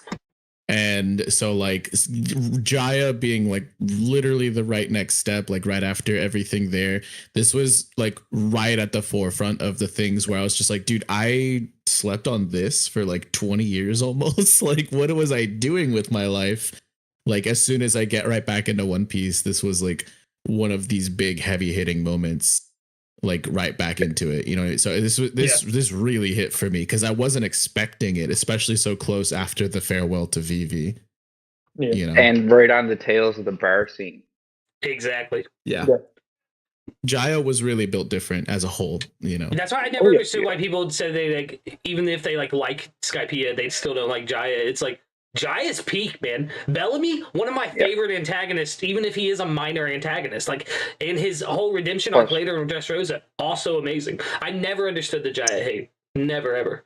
Plus, we got introduced to Nolan, Crickets. I mean, yeah. I think where most of the Jaya hate comes from is because people hate on Bellamy, and it's unjustified. I agree. Bro stuck to a source of power because it would keep him safe whenever he was in the Grand Line, and then realizing later on that that source of power doesn't feel the same way to him, so he was just willing to throw him away at any instance. Peak. His full character arc is so good too because he literally goes on to, we've been talking about how important flags are, and like, you know, a Jolly Roger, it literally, like, that's crazy. Like, him as a full character arc it's such a great character study. Yeah, so my number 5 and they only wouldn't know about. Yeah. Okay. My number 5 pick is the same as Josh's number 5 pick, actually. And it is We've Been Waiting for You. Raizo Dano is safe. Yep. Goated moment, dude. Chills. Full my jaw, like, I've never, like, I've experienced twists in stories that made me go, whoa, what? You know what I mean? But never has my jaw literally hung agape the way it did when they said Raizo Dano is safe. There was no hints at it. There was no clues to it. There was no foreshadowing of it. Oda pulled off a perfect twist in the middle of an arc that was, you know, I wouldn't say lackluster or anything like that, because Zhao is like a really important arc, but it's in the middle of Dressrosa and Whole Cake. You know what I mean? Like, it doesn't you stand can up say to that the scene heights of carried those the two. entire mini arc. Yeah, and it's true. Like, we get a lot of really good downtime scenes with the Straw Hats and stuff, and them comedically trying not to mention the samurai and things like that, just to lead up to that moment. And, you know, Cat Viper and Dogstorm falling to their knees. Like, we've done it. We've succeeded our mission. Yeah, finally, after all this time. It was crazy, too, because then you put it into perspective. You're like, that's the entire reason that Jack was attacking Zunisha, to try and get to Zhao, was to look Zoe. They literally gave their blood. Some of them gave their lives, but none of them spoke a word. And it's insanely important, and it shows just the loyalty that, you know, they all had towards Odin. Neko and Ino's loyalty was reflected in them keeping Raizo safe during the 20 years, because he didn't get time jumped like everybody else. Exactly. It's perfect. It is perfect. Goated moment. I already have a feeling that these top 5 moments from everybody are going to be insane. So let's Kube. What's your number 5, brother? Oh wait, it's Dill next. Dill, what's your number 5, brother? Yeah, I was confused for a second. I was too. Go Dill. Give me 2 seconds on day. All right, so my number 5 pick is goated. It might be recency bias. I'm leaning towards it not being recency bias just because of how impactful it was, is, and will continue to be in the upcoming chapters. This is Saul is still alive during Egghead. When Sokka told that to Robin, that was my moment. Y'all were saying earlier, like, these moments are like people welling up and anything. This was my moment of Aokiji didn't betray his friend. Yeah, I cried. I ain't gonna lie. I cried during that moment. If you look at, there's a TikTok video, because this is when I was still only on TikTok. If my TikTok reaction to that chapter, you can tell that I had been crying right before I filmed. Like, that's what it meant. It's like, it's this moment of, you looked at the Buster call on O'Hara and you're like, okay, Robin's the only survivor. She has all of this weight that she has to carry on now. And then she gets to a place with the smartest man in the world, and he looks at her and says, yeah, that guy that you looked up to that helped you escape, yeah, he's still alive. He's chilling on Elbath. Y'all want to go there next? He's in hiding now. Go. Yeah, it's so good, man. He knows what it means to still be alive after that. So he has not been found this entire time because of that. Yeah, it's so well done, man. And I don't think anybody saw that coming. Like, yeah, no, anybody. No, that one and Rizo. That's why I was keeping it a little bit tight-lipped during the Rizo situation. But that was another one where Oda was like, yeah, hey, you thought Saul was dead for 500-something chapters? No, he's chilling on Elbath waiting. Ooh, goated. That brings us to Kube. So for me, it's a moment in Dressrosa where, well, we got the story of what happened to Kyros. And I think one of the best moments was the return of the hero's Kyros, the moment he's back into a human. And you actually see the gladiators, Viola, Rebecca, King Riku, all at the same time. They have to remember one thing. The one thing they remembered is their hero coming back in their minds and just falling down to their knees and crying. And then Viola's speech saying that he's been patiently waiting 10 years for this moment. He didn't give up on his daughter or even the people for 10 years. He's kept on fighting. 12. It was 12? Yeah. Oh, she said 12? Yeah, well, Time skip. regardless. Sorry? Time skip. But that wasn't time skip already. No, I suppose, but it was time skip. Dressrosa was 12. It was 12 years that 12 years, that all happened because Rebecca getting 12 years of her memories regardless of the point, guys. 12 Regardless years of the memories, numbers. Yeah, regardless of the number. The moment that even Viola said it's been 12 years that he hasn't given up and them just crying for it. It's such a big moment in Dressrosa. Mm-hmm. But yeah, her not knowing or remembering who her father was for however many years, and then getting all of those years worth of experiences with Soldier, recontextualized and just shattering. I have so much respect for them as characters and for that moment. Yeah, it was phenomenal. I'm joking. It was, it really was. It I thought you were was. meaning the midpoint. Yeah, it was the middle of the arc. Yeah, it was pretty cool. And then I was like, oh no, he means mid isn't trash. No. No. This was one of the most heartbreaking moments for me. Absolutely insanely In good. Dressrosa? Yep. I would agree. Might be best dad in series. Yep. Definitely best action. Definitely top 3. No. Yeah, Capone Beige top 3. exists. Capone Beige exists. Top 3. Both of them. I just want to check because it drove me crazy. No, it's 10 years ago. Scarlet is killed and the Kyros thrown into a toy 10 years ago. Because I know that moment so hard. Sorry. Cube said, I just have to actually you real fast. He said it doesn't matter how many years it was. By the way, I'm right. But I am right. Yeah. Oh, you're killing me. I thought it was 10 years. It was just for my sanity because the last few months I've been reading so much Dressrosa. So I said, no, wait, did I really get the number all those time wrong? Sorry. I just did for my sanity. It's all good, brother. Next up is the lovely Miss 3-Day Trip. Okay, after everything Nami had been through for so many years, and then Luffy sees the room she used to be kept in, and then he defeats Arlong. And he Oh, says, Nami, you'll Oh. always be my friend. That's the first time I got Yes. so much chills from that. You are our navigator. Oh, Friend. yeah, it's so good, man. That's a really good moment. And like him, the amount of like, because the fight's going on with Arlong for a minute before that, and then the amount of rage and just how quickly the tides of the battle turned after he realized like just how bad Nami had it too. Like, Because he didn't listen to the story about her past at all. No, did he? No, it was only he doesn't Sanji, listen. Usopp, and Zoro who listened to it. That's why it was so huge for me, is that he was just realizing all of it too, and he was so mad.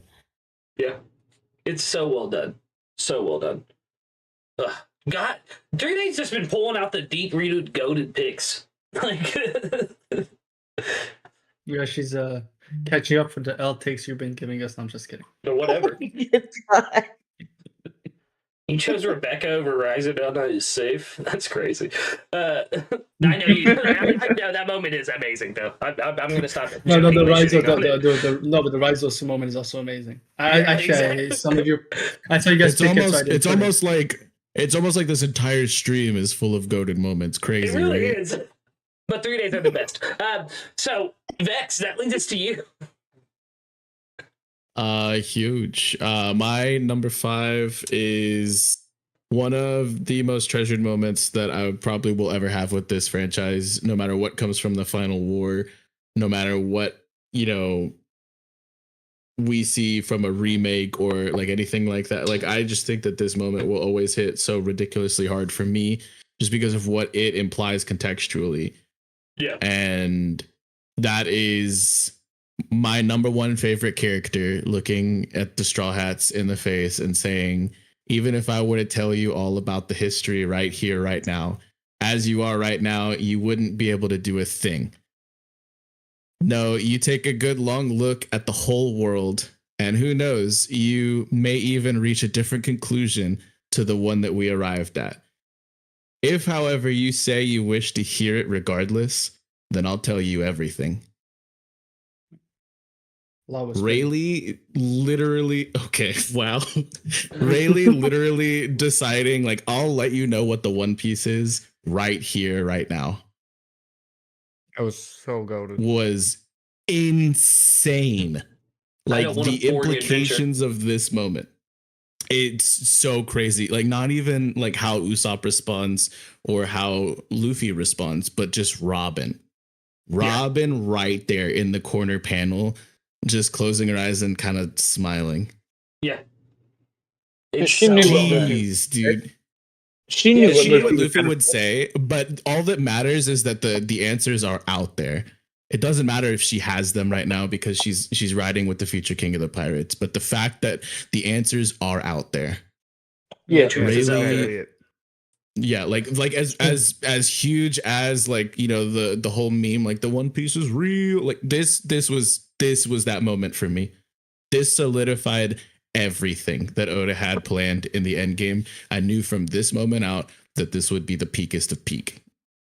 Well, so even to add on to that, Robin got a full contextualization of, like, Clover's dream meant something because of the fact that Roger and Rayleigh and the rest of the Roger Pirates knew what the story is.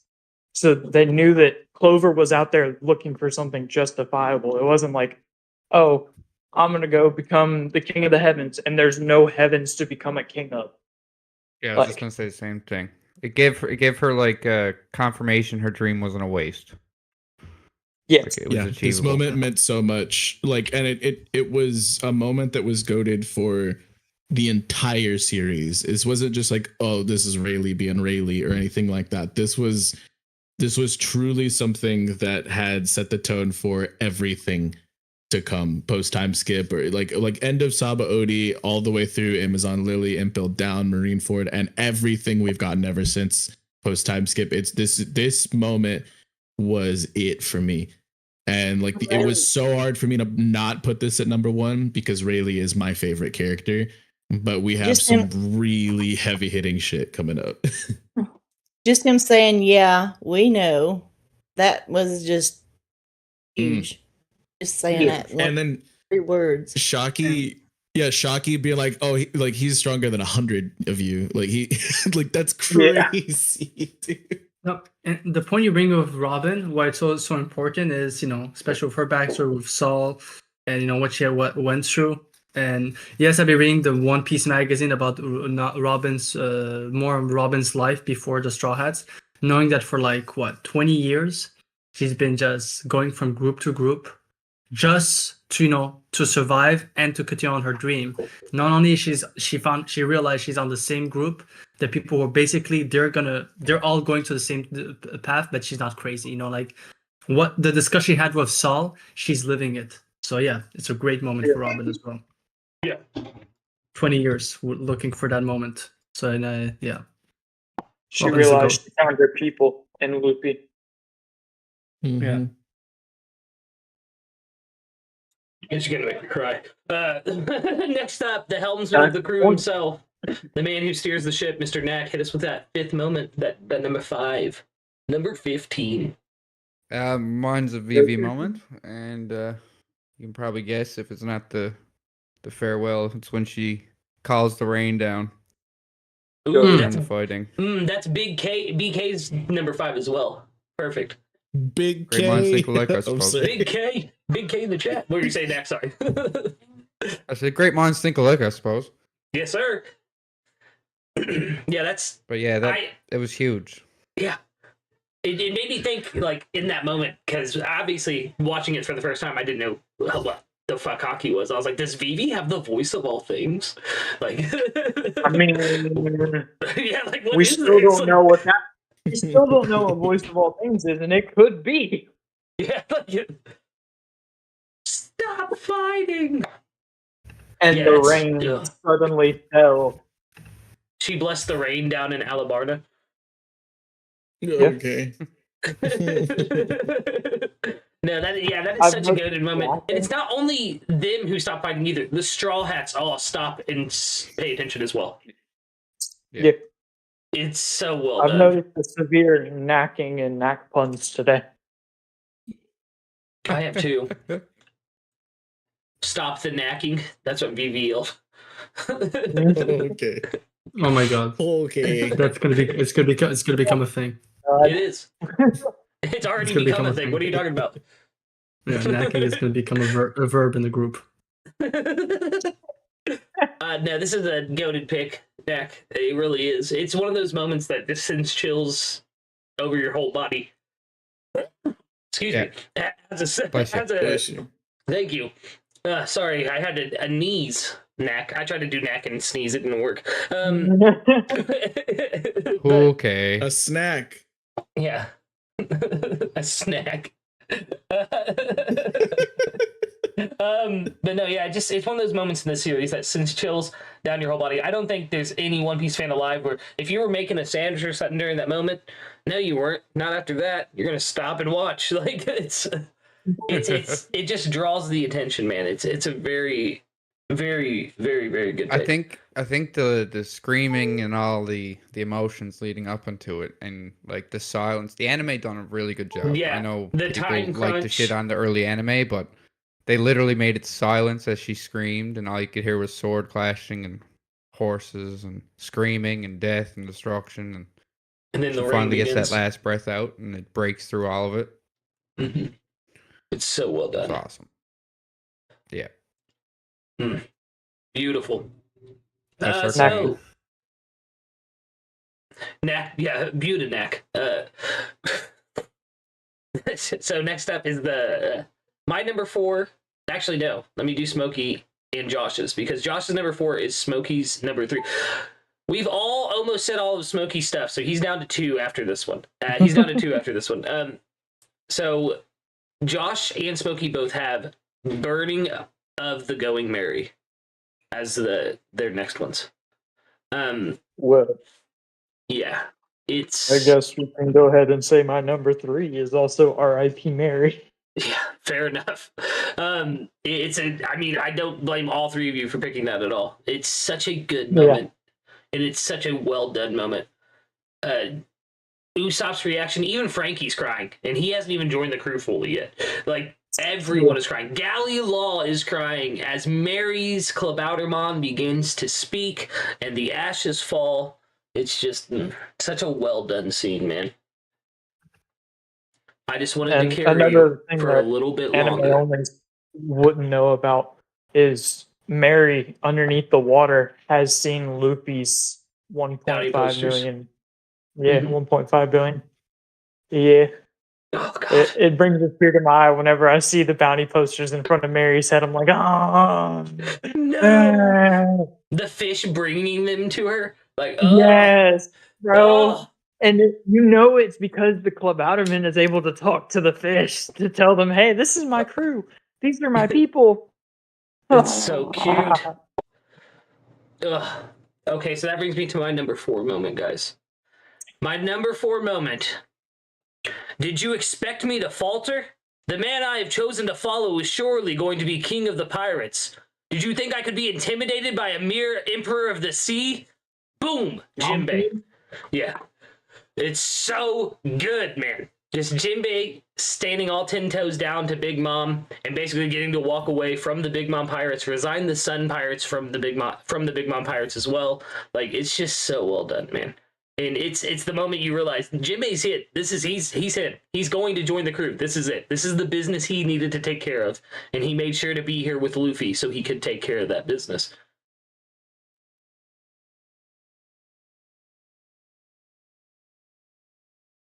For me, it's just a great moment, and I think it makes sense, especially you mentioning it, because it's like it's another example of the vexyz point with Vykthor Dill talking about Monet's defeat to Zoro, the fear component to it, him not fearing her at all, like you get from another perspective, not the assailant, but the person that's being the victim, but it's not working.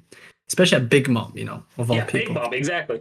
Her face dropping as she's trying to get his soul out of his body, like, that was incredible. Realizing that it's not working. Yeah, this man does not fear her Young at all. lady. Young lady. That's one of my honorable mentions is Brooke calling Big Mom young lady. It's so good, and then asking her to see her panties.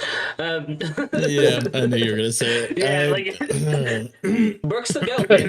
Man. He's the goat.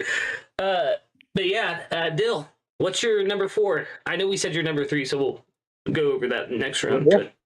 So my number 4 for the most impactful moment. And for my number 3, I'm just going to say one of my honorable mentions. My number 4 most impactful moment is the crew reuniting on Sabaody. Because Zoro was first. No, that was a little throw. When Chopper was like, "What's the matter, you guys?" Like, no, I'm sorry. Talking with the fake Straw Hats. Yes, I loved it. It brought in some of the pre-time skip comedy, fresh in the post-time skip, and we were like, all right, this is gonna be good. And then we got gritty realism not even 2 episodes later. Yes, it's amazing. I love the reunion of the Straw Hats because we also have the fake Straw Hats. Seeing Nami at the bar, like just seeing. I mean, the cool interaction of that was Usopp showing up and being like, Nami, the weakling trio's starting to get back together. I'm not. Oh my goodness. I'm not a part of the weakling trio anymore. Yeah. Little did he know, bro, he was wrong. Buff Usopp was such a freaking vibe, dude. Like, oh my goodness. The first time I saw that, yeah. Look at his hair. Chad, like, Nami. Like, it's so cute, dude. Like, Nami and Usopp's relationship is one of my favorites on the Straw Hats, and that moment of them being the ones to reunite with each other in that bar is just so good. It's so good. Ugh. I won't lie. During the time skip, seeing Gear 4 Usopp was also very funny. I'm bold, man. What's crazy as well is like the implication, I think, is like Usopp had just left like a bar in fan letter whenever the main character, the girl, was like going into that. Was Nami literally just in that bar that the Nami fangirl was like going into? Like It's possible. how crazy is that?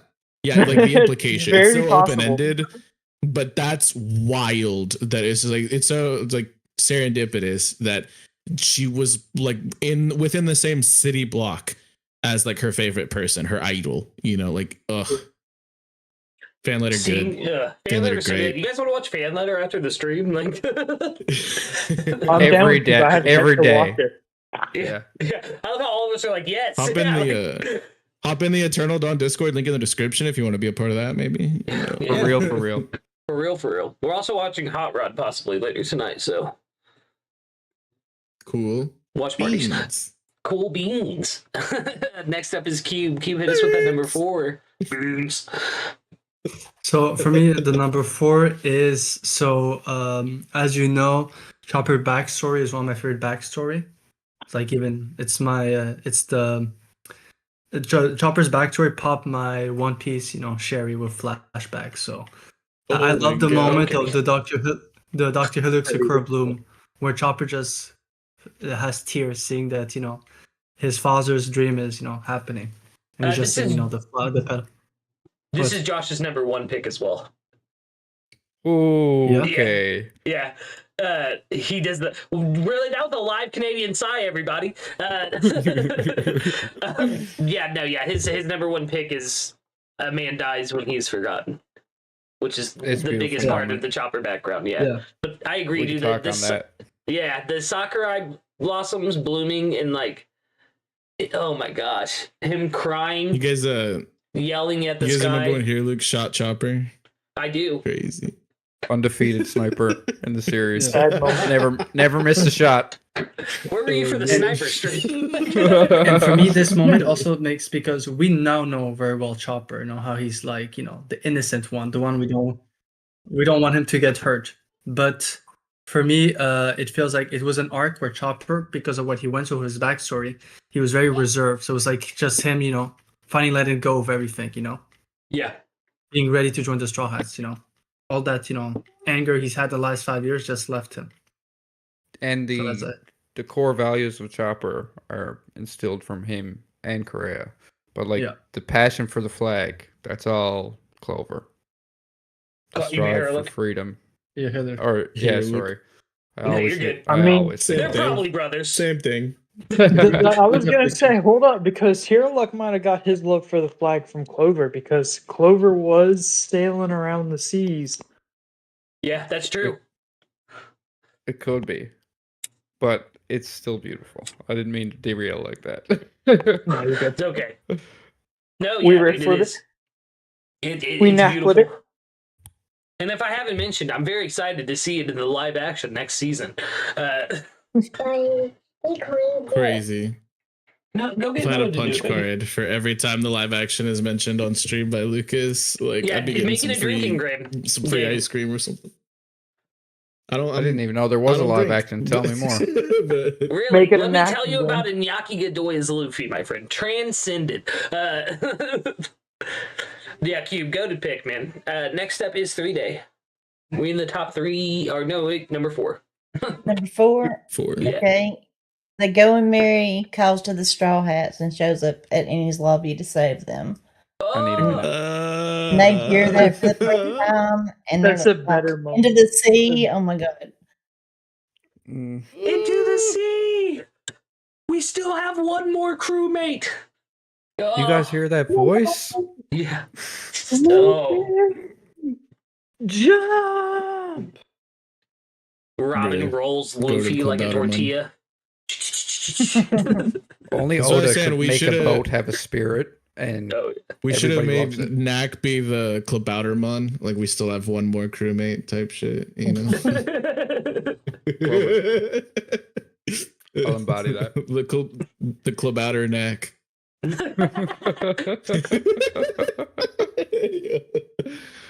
Well, Ackerman. I almost said that, Dill, and I was like, I don't know if I want to hit that. Like, I don't know if I want to do that. That's why I had to put emphasis. Yeah, because I know you said it in your head, like I said it in my head, and was like, no, that won't work.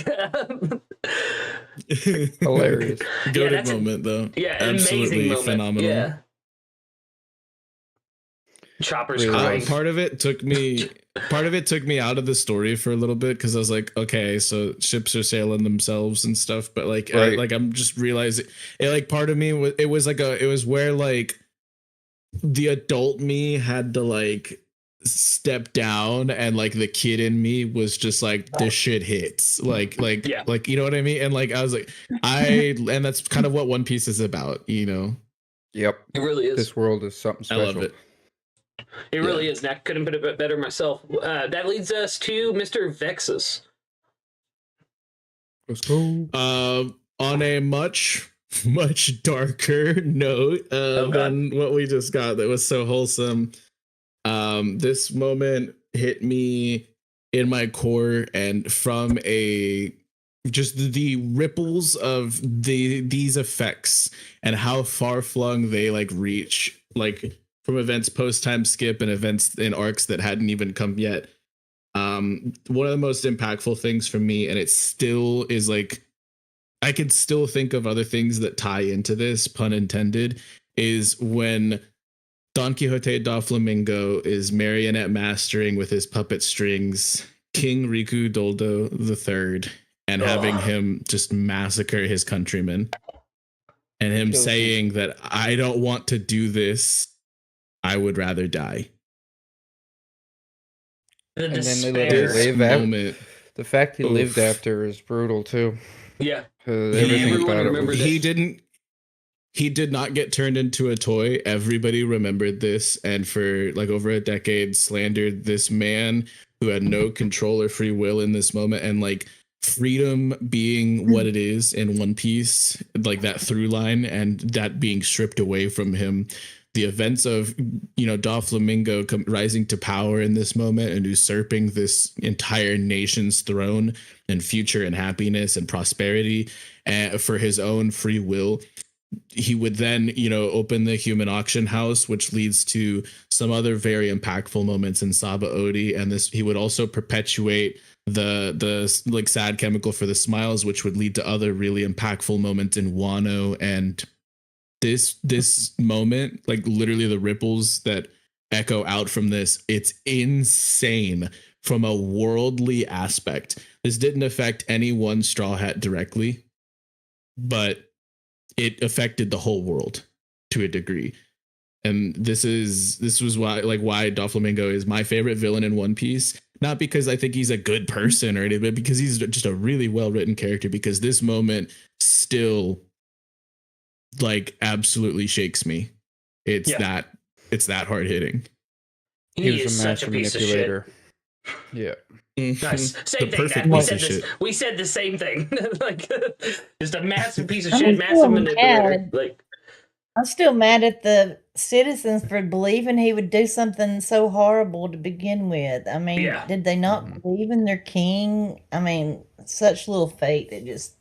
It's not just about like they had the wool pulled over their eyes, and like when you think about like who Doflamingo was, like as the young master, and so many people believing in him, like this is a guy who has like maxed out stats in like manipulating and lying and like being charismatic. So like yes, it's partly that they didn't believe in King Riku, but it's also just that they believed in Doflamingo, which that's his whole thing. He is designed to be that guy who you're supposed to believe over the other guy.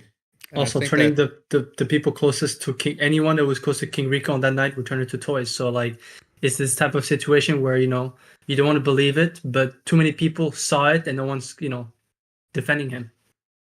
Type of situation. The erasure in play also came into like the skewing of the beliefs and the agenda. And this moment is just something that I will never let go of as one of the, like, I had a huge lump in my throat, and like One Piece hasn't actually made me cry, but this was a moment that made me almost like burst a blood vessel in anger. Yeah. And like my heart was broken. I had a lump in my throat, but more than anything, I think I was mad. Yeah. And I What's think that, that's Nick? like crazy for it to Yeah. evoke so many emotions. No, Vex is hitting it right on the head. And like to what 3 said, there was certain people that couldn't believe what they were seeing, and they stood there to get slaughtered. They just said that this can't be our king, and they watched as he cut them down. I always thought of it like it's the same way that in the real world, serial killers, like, you know, Ted Bundy and Jeffrey Dahmer, all of them were like charismatic, and you know what I mean? Like, people wanted to be around them. They were nice people, they were funny people and stuff like that, but they were hiding that dark half. That's exactly what Doflamingo was for Dressrosa. They had no idea what he was doing. He brought toys to life and all this stuff. They didn't realize, like, this was that megalomaniac mind just at work. He played everybody like a chess piece. Like you said, Vex, he's one of the best written villains in all of One Piece, if not the best. Yeah. Damn. Preach. Preach. Yeah, preach. Right. That's for sure. I think right now, even over Kaido, even over Saturn. Yeah, I think Flamingo is definitely top one as best written villain still to this day. I don't know. Saturn kind of. I think Saturn's a little bit more evil, if I'm being honest. Experimenting on a baby. It's not about being more evil, though. Yeah, no, I know. That's right. It's like Kaido's also more evil. Like, I would say it's not about that, though. It's just about the framing of things. Yeah. And also, we got so much in Doflamingo's backstory with Lost, how it was intertwined with Lost's backstory, what he did to Corazon, like, and we even saw the shift, you know, from a child to the point where he just became Joker. After, you know, when even Corazon, when he came back, he said, "This is not the brother I know. This person is just pure evil." Like, the death that we don't accept, we don't accept what Doflamingo did, but we understand the level of, you know, psychopath that he is. Yeah. The young master. The young master. Yeah. Oof. And the way he treated La was despicable. The Flamingo analysis stream win. Any day of the week, honestly. Right. That's a deep character. Yeah, it is. Maybe he wasn't exactly born like that, but I mean, within a few years, he was made into that just by being around such evil people in the world government, or not, the celestial dragons. They're just terrible people. It really brings to question the nurture versus nature aspect of a child, like, being brought up, especially in the One Piece world. Before we get too off topic, though, I am going to pass it off to Nac. Vex, this was an amazing pick. That's a real good one. Yeah, really, really good. I think we really do need to do a Doflamingo stream, just a whole stream about it, because we could obviously all could talk about it for a while. Let's go. Nac, hit us with that number 4, bro. All right, so my number 4 was actually the first moment that I really connected with in One Piece, and it was real early on, and it was Chow Chow the dog, and the way he protected the store and his interactions with Luffy. I can't get enough of Chow Chow. Yeah, Chow Chow he was absolutely amazing. delivered on every level, and the way Luffy understood the motivations from a dog's perspective, like this, it hit. Got that dog in him. Sorry. Yeah, exactly. It was awesome. It was truly fantastic. I'm sorry, Lucas, but I will still not forgive the live action for removing the goatness that Chow Chow was. He had a cameo. Wait, there's a live action? Yeah, let me tell you guys all about it. Let me tell you about Taz Skylar as Sanji. He really nails his scenes. Yeah, this was a great moment. This was one that I watched like I said, I watched the 4 Kids when I was like a little kid, and it didn't really quite hit me the way that it did. But on a revisit, this scene, I was just like, yo, what was I like? How could I ever drop this show? Like, as a kid, the East Blue was a little bit lost on me, but revisiting, like, as an adult, like, this scene meant so much more to me. It's actually insane. Going through the arc, you get, like, you know, these silly characters like Buggy and his group of people, and then this giant lion comes and messes with the dog, and you're, oh man, angry going through that the first time. The overarching plot of, like, treasure throughout the Orangetown arc is just amazing, and I remember when I first watched that arc, I was like, man, I didn't cry, but, like, I was, like, really in my feels about Choo Choo, you know, and it's like Oda, he just knows how to write that early in the story, to be that upset about a side character and what had happened to him, and understanding him to that level in just a few moments. It's So well done. So well written. And for everyone who's owned a dog can understand that. I'm petting my dog right now. Just because you brought it up, and she's like right here. She's like right here next to me, like on the ground. Yeah, I'm right now petting an image of Garp. There's a level of understanding that Oda delivers with the Chow Chow scene that hits home. It really does. He really nailed the relationship between master and dog as well. Like, it's really well done. But not even just like what it tells us about like Oda as somebody who can really write these like side plots and side characters very well. But just honestly, somebody like establishing so early on just who Luffy is, having these very defining moments where Luffy stands on business and has these like very, very strong motivations towards certain things. It's like that was what really like made it hit for me. Sorry, Dak in the chat had me laughing. Sorry. Yeah, no, it's really well put together, if I'm being honest. Like I said, it's one of those moments, one of the first moments in the series where I realized just how far Oda could take a side character. Yeah. I think that brings us to the top 3, guys. Now, Smokey and Josh are both on their top 2 now. Josh does have a third one, but it's my top 1, so I'm not going to say it. I'm not going to say it yet. But yeah, my third one, my number 3, goated moment in the series. Death is never an apology. When a man makes a promise, he doesn't stop fighting until he fulfills it. Arrow notch slash. Yeah. Huge. Like, it's so good, man. Delivery. Yeah, it's not even just the delivery, because it's right then that you find out about Laboon as well. And when Kube had brought it up earlier, like, I was like, oh man, I hope he doesn't say specifically that moment of it. It's just so well done, and it's such an interesting insight into just how loyal of a person Brook is. And it's something that, because when Brook was first introduced, I've always said this, and I've been honest about it, you know, he wasn't my favorite. I thought the whole like bone joke thing was getting old really fast. And after that, I tell you this, I laugh at every bone joke. I swell up every time he plays being Sake, because I fell in love with Brook. He was my number 4, like my 4th favorite Straw Hat until Jinbei joined the crew. It's just so well done. It was amazing. Yes, sir. Took out the spider monkey. Brook top 1. Brook is goated. It's the afro, man. I love him. Or she can say, "Is that an afro?" There's so much about like all of the moments that tie up one of the greatest arcs in all of anime manga history. There's so much about all of that, but yeah, you really hit the nail on the head for like what's the most impactful to me. Thank you.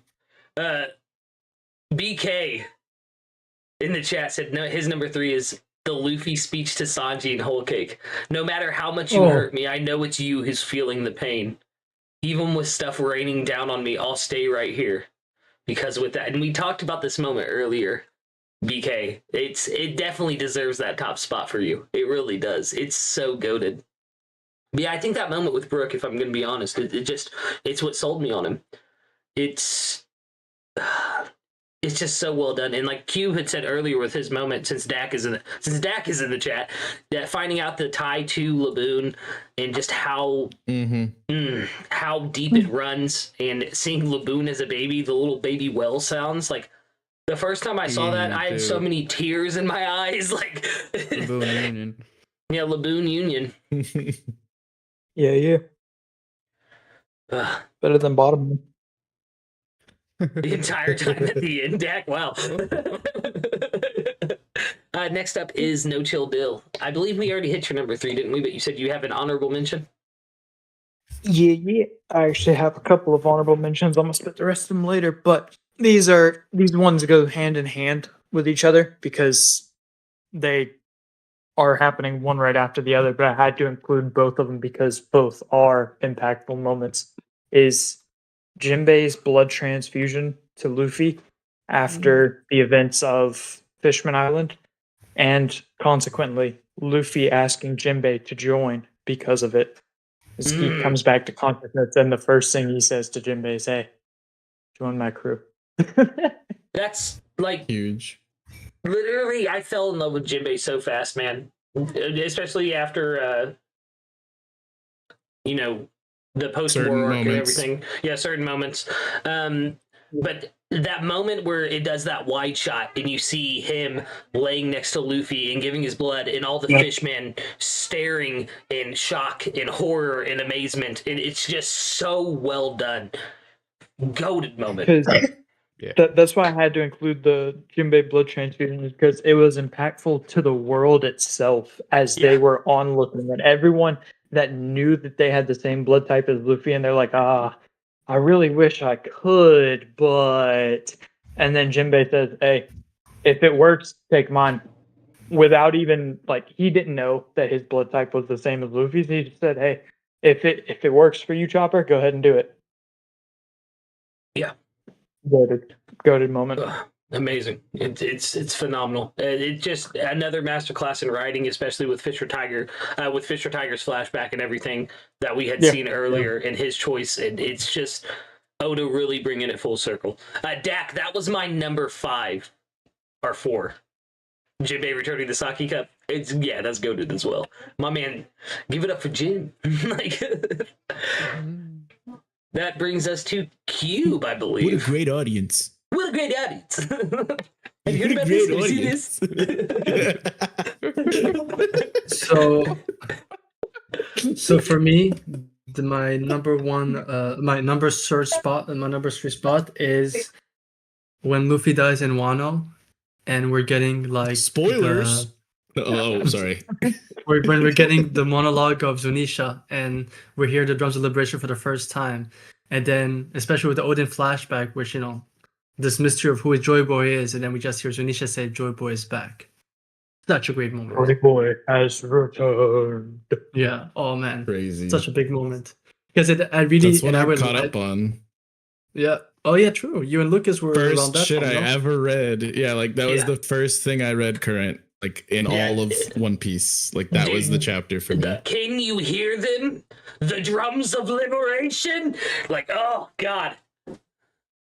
And then if you take into account Whitebeard's speech, his last speech to Blackbeard Pirates and to the world about this new era, what Odin is saying, then you see the Odin flashback with Roger, all them were sad that they couldn't be there at the same time as their prime at the same time as Joy Boy.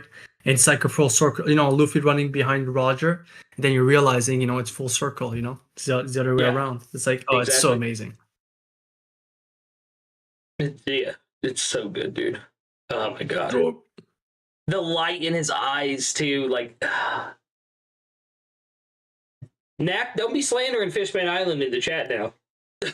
I was talking about Rizo's safe. Oh, okay.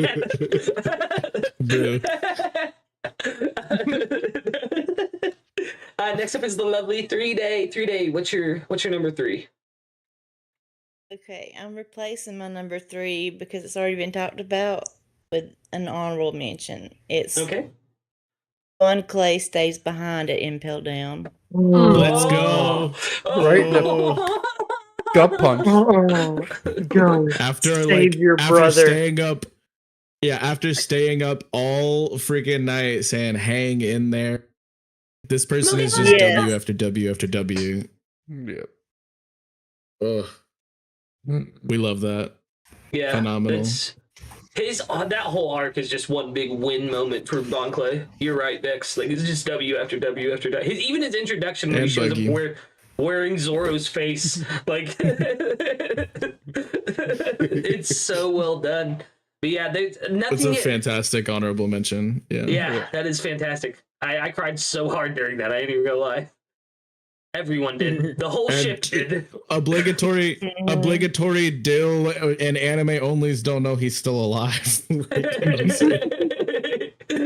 I have to throw that out there for Dill. I knew he was gonna do it, right? Yeah, because the anime onlys don't know. They just think that he's got trapped back inside of Impel Down. But no, he's actually running that shit. Yeah. Yeah, Or that's really good. The same people who are anime only who believe that Zoro is the one who scarred Luffy because of that filler episode.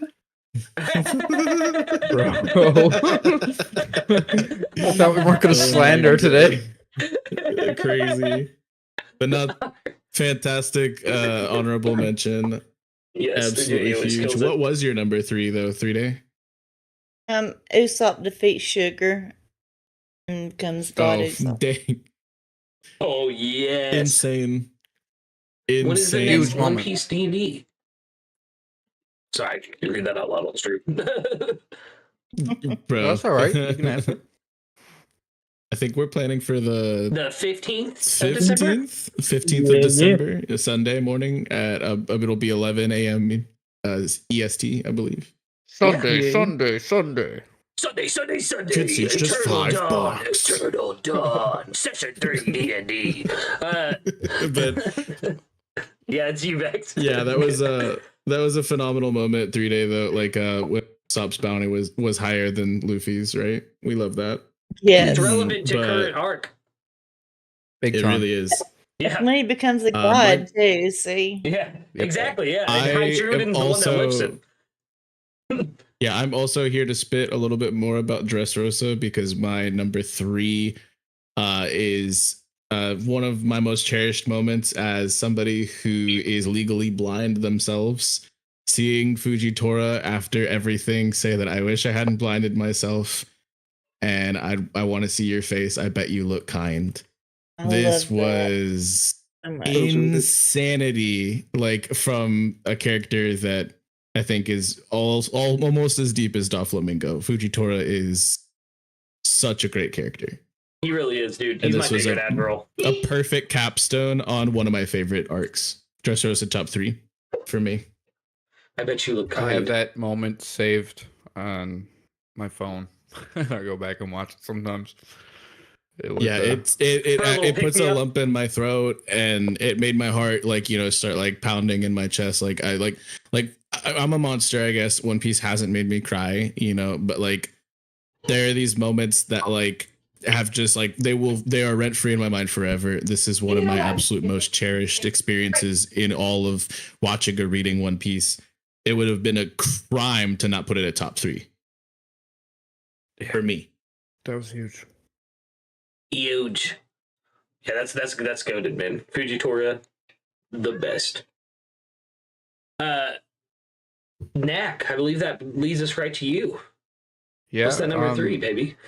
Number 3 is from Skypiea, and it's when Nolan shows up and defeats Kashigami. I'm not sure if I'm saying that right. The snake, and he screams at the Shandians. It's such a shame that these ideals still exist in this age and time. It's demeaning to herbalists like me. This is not the way you save lives. Oof. Oh. That's and he slaps down Moose because she goes to, do the thing herself. Mm-hmm. And he strikes her down. He said, "You're not going to do that." Yeah. That's yeah, it was heavy. That too, like with the Shandy, I can't remember his name at the moment, that wakes up as well around the same time and is like preaching that he's been saved because of Nolan as well. Like it's just oh god, that is such a good moment, man. Yeah, when we were talking about Nolan earlier, I had to bite my tongue because for me that was it for me. Yeah. Like when he went up there and he was like, "Listen, your old ideals are killing people. There's a disease coming from these trees." Like, yeah, Calgara too, like having to accept that as well. Yeah. The entire and flashback, yes. We basically touched on every moment of it throughout the list. Like literally, we really did. That's great. That just shows you how important Skypiea is. Like. And Nolan, man. Nolan, for the short time in the story, he was like one of the greatest written characters. That's awesome. That's so good, man. He really is too. Do you think he's a felled joy boy? Well, definitely, dude. Definitely, right? He's a foil. He's an absolute foil. Yeah. especially with the opposite, the mirror effect of between him and Roger. Both doing similar stuff but in opposite ways. One can go back to that island, one can go back. One cries at his execution and tells the truth, but no one believes him. One laughs and does tell somewhat of a fib, as what we know right now. So yeah, I can exactly. Yeah. All right, I think. And just to touch on Calgara too with that, and the hostility he showed towards him, and then the friendship that blossomed after results started showing was peak. It was so good. We talked about their goodbye as well earlier, and like him running to the shore and stuff like that. Yeah, it's so well done, man. Love it. So that brings us number twos. Yeah, the number twos, the top twos. Josh's number two is. Hold on. Is it the same as my number two? Yeah, wait. Okay, yeah, because his other one is my number two. So do you want to do that one? Yeah, so don't worry about that. We'll just see what Smokey's is and then move on. Okay, yeah. Wait, what's your number two? Oh. Is it the same as mine? Bro, you know my list. What are you doing? I did not look at everyone's list. I just made sure everybody posted them. Oh, no, it's not the same as mine. Yeah, so... Definitely not. No, yeah, so my number two moment, and this is one of Josh's moments as well, is wish her a happy 10th birthday. And I know this is more recent. We haven't seen it animated yet, but when I tell you I legitimately sobbed for a good 10-15 minutes after this, I sobbed for a good 10-15 minutes after this. It was probably one of, if not the hardest hitting chapter I've read since being current to One Piece. And there's obviously been 1103? 1103, yes, sir. And I know that a lot of people, I saw Gear 5, I saw Kaido's defeat, and all those are epic moments. They're amazing moments, but nothing hit me the way that this did. Especially, not to get too personal, but as a father as well, just Kuma's sacrifice in general and the things that he went through just to make sure that his daughter was safe. I'm getting a lump in my throat just talking about now. To have that be the only thing he says, hey, make sure you tell Bonnie for me to have a happy 10th birthday. Heavy. No, it's heavy, man. Kumachi the goat. We're about to get that too. Well, not about to, but we should expect that in the next. We know what months. You mean. Yeah. Don't worry.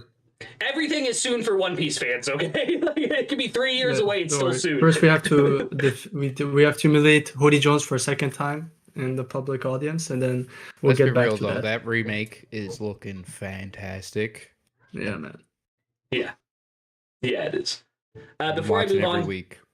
For Dill's number two, I don't know. I thought he posted his number two. It doesn't look like he did, actually. Smokey's, I put him in the chat.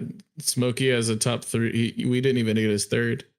Oh, I said BK. No, we got all of his except for 2. His number 2 was Zoro's speech to Luffy at the Baradier. After this, I will never lose again. Yeah. Is that okay with you, King of the Pirates? Goated. Huge moment. Yeah, dude, it's cemented Zoro as one of my favorites. Not only that, just showed his loyalty to Luffy. That's the big, moment. Strong, stoic guy started crying, exactly. Saying he's not going to lose anymore.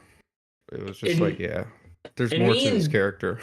Me and Dill noticed this too. Is that after that moment, before all the way up until about Sabayoti, besides fighting someone and then having to fight him again, he doesn't lose a match. Mm-hmm. It's he keeps his promise, man, and it just shows his loyalty to his captain. Dill, that brings us to you though.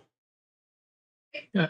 Speaking of Luffy and Zoro interactions, I was going to touch on this earlier whenever y'all were bringing up the Chow Chow because of Luffy's own ideas and beliefs. Ideals would be a better word there.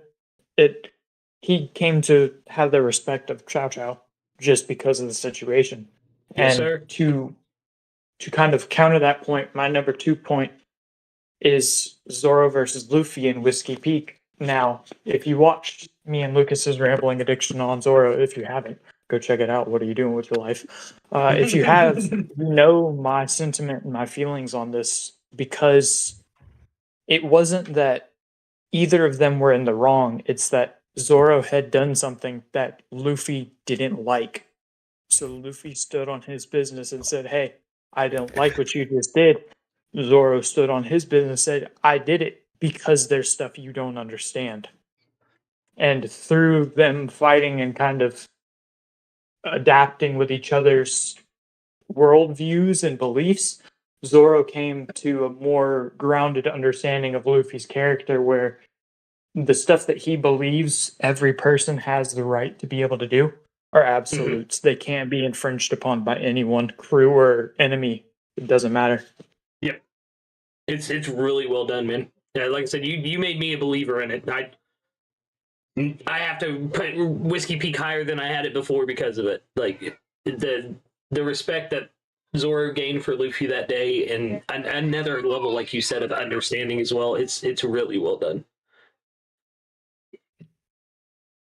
I think that leads us to Mr. Kube. Kube of the Red Sea. What's your second pick?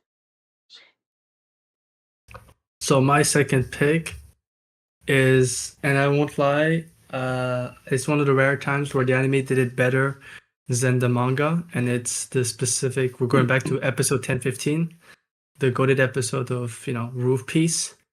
Basically, the speech of Odin as Luffy walks in, and as we see Odin's last moment as he smiles and falls to the boiling water, and then Luffy just walks through, and then that speech of those pirates are the one who gonna defeat Kaido. I watch it like I think 20 times a month, and I get chills. Such a great moment. 20 times a month is crazy. Yeah, man, Listen, I know. It's his daily routine. Yeah, it's my rambling addiction. Hey, you said the thing. It's my napping addiction. Oh my god. Whoa. That could be misconstrued. No. Yeah. No. No. Leave me alone. I can't. Okay. Yeah, goated moment. Like Yeah, great one. I love so much about Wano, but there is a lot there that like I think the anime kind of like bloated a bit, but that is, I do agree with you. The anime did it like so much justice. Like it was perfection. The chills you have on how they just bring out Odin's, like they don't even show him, they just put his voice and then they show him. It's like, oh my god, some people know Odin's one of my favorite side character that was introduced under the 6 years that I just love so much. Love so much.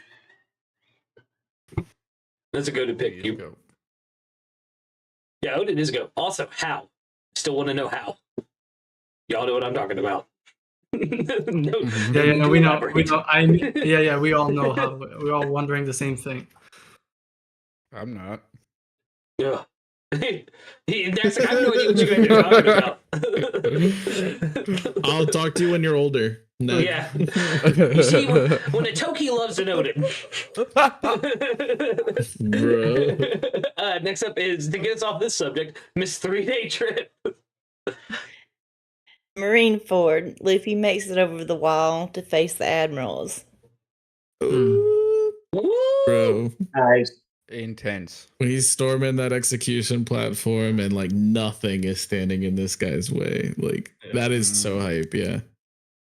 And I think that's one of the scenes that I'd actually prefer the manga for, because the way it was drawn as Luffy's this little tiny character and the admirals looked like they were about 20 feet tall compared to him. Crazy. And the way and I it's weird, but the one admiral where I liked what he said to Luffy was actually Akainu. When he's basically giving him his props, you're standing tall now. It's like, dude made all those speech of how he's gonna hurt him, but even he said, dude, you've got my respect. You've got balls to show up in front of the three of No us. fear. No You fear. heard it now. first. Cube is a kind of apologist, a sympathizer. No, dude. I am my God, he's waiting here for for his it. downfall. I am waiting for his downfall. Do So not you're put that. saying he's I haven't justified in heard. his actions? Of course not. Dude, when Is it Akainu Akainu be did taken out, nothing wrong? when Akainu be taken out, I'll be screaming. That's for Ohara. Listen, Cube, he's just trying to make the Marines great again. Yeah, no, Oh, that's no. not for me. You said he did Yeah, nothing this- wrong. I know you did. He did everything Cube wrong. did it. Yeah. The only thing I He's like about never eaten Akainu these is Hibari. allegations. The only good thing that came out of Akainu is Hibari. That's all. Whoa. Is that even confirmed? It is It's now. not confirmed. Cube just confirmed. It is You heard it here It's not first, folks. confirmed, But but all the signs are pointing to it. Yeah, Yeah, definitely. I know. No, I just back- like to be a back to- contrarian. back to 3 days point. Yeah, the Marineford is like comprised of straight nothing but impactful moments. And you picked a really good one to have high on your list because this was insanity. Like seeing what was up against like Aokiji at Long Ring Long Land, and then him to just not even care about 3 admirals. Like Luffy saw barely what was going on with Kizaru and Sabaody because he had a lot of other stuff going on as well. But us, the audience, getting painted this picture of just these absolute top of the verse, like some of the strongest there have ever been. Like, I'm not here to power scale, but like people, like this was before we really knew the full scope of the Yonko, but like Whitebeard like being there and all of these admirals being there, this was the ceiling. Yeah. For all intents and purposes at that point in the time, and Luffy did not give a shit. When he stood like straight in Whitebeard's face and said what he said, and then walked right up on 3 admirals. Like this was peak. Mm-hmm. It's so good, man. That's got to be an honorable mention too, because I'm surprised no one's mentioned it. Is the moment of him telling Whitebeard, "Oh yeah, I know what you're trying to do." Like that's so good, man. That's so much. I think that It's is so in good. honorable mentions. Let's go. I think it's in someone's. I'm pretty sure. Yeah, that's amazing.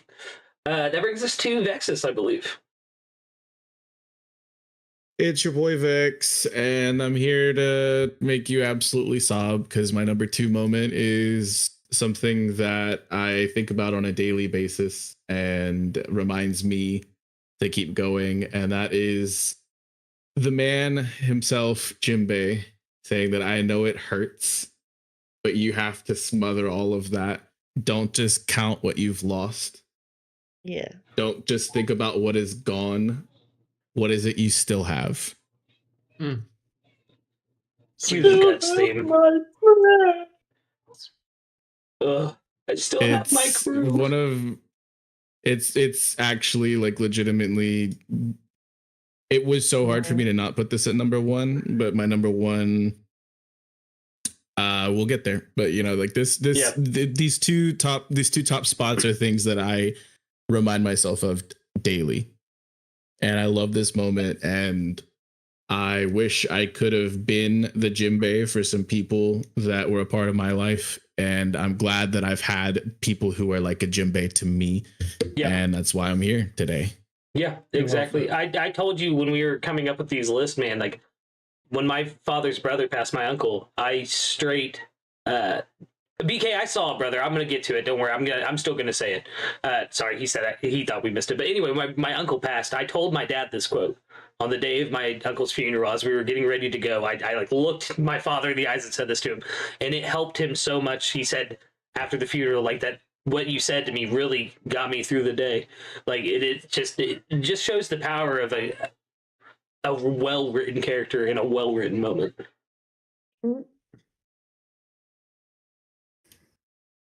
Yeah, it's gonna be hard to top that one, honestly.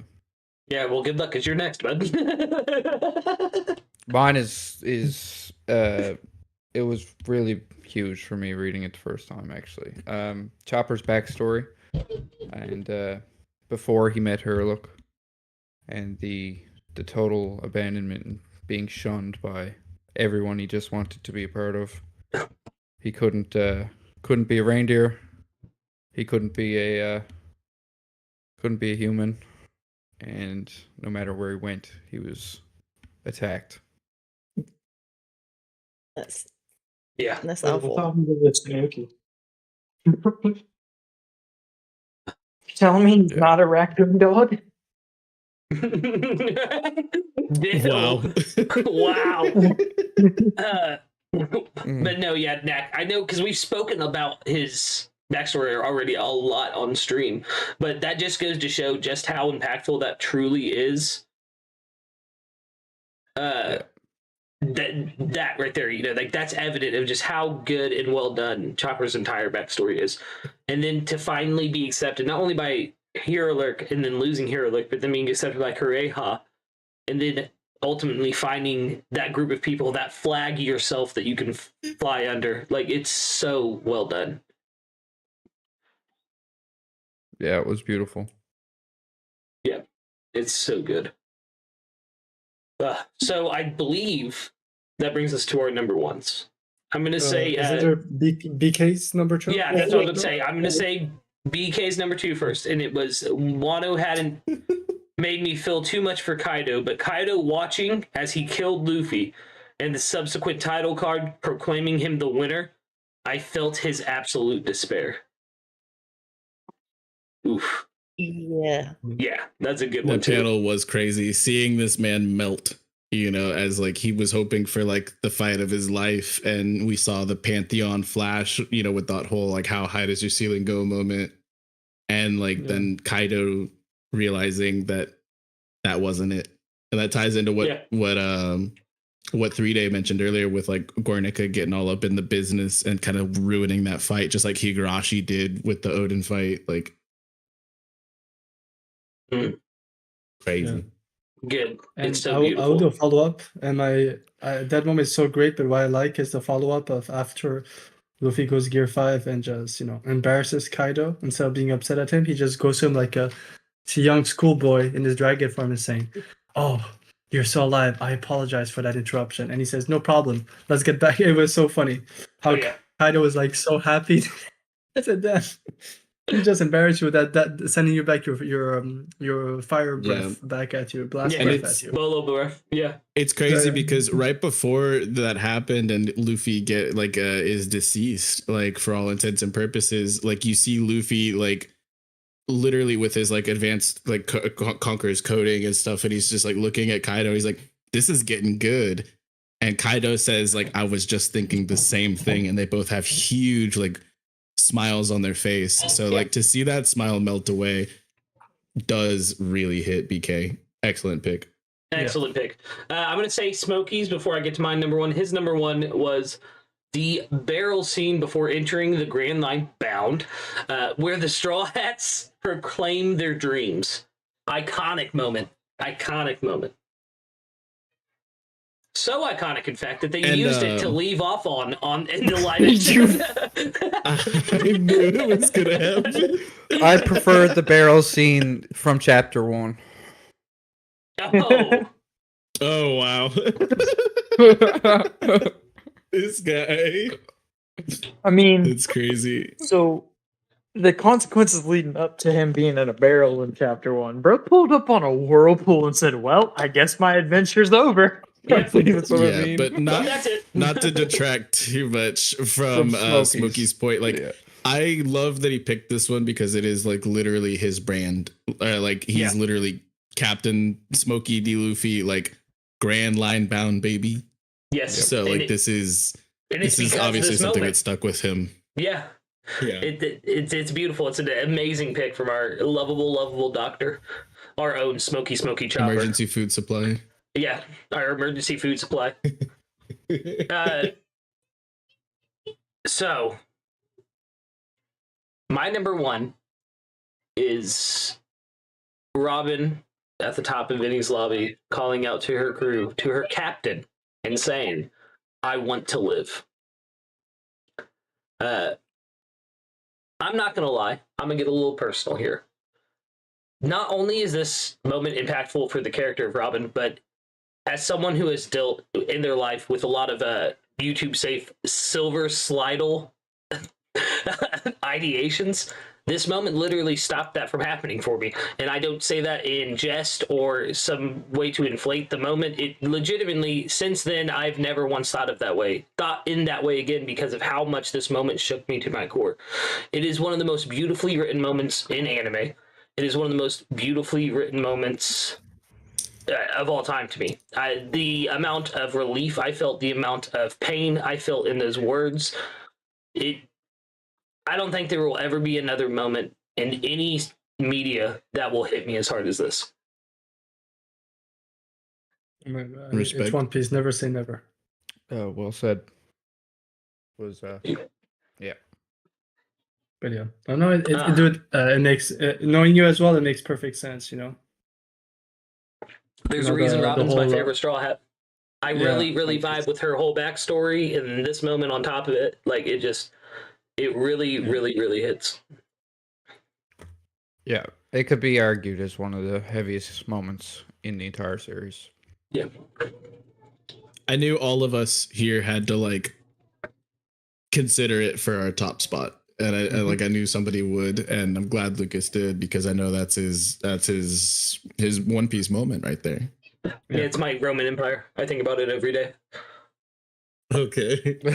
That was just had to lighten the mood. I had to lighten the mood a little bit, man. I said some really heavy stuff.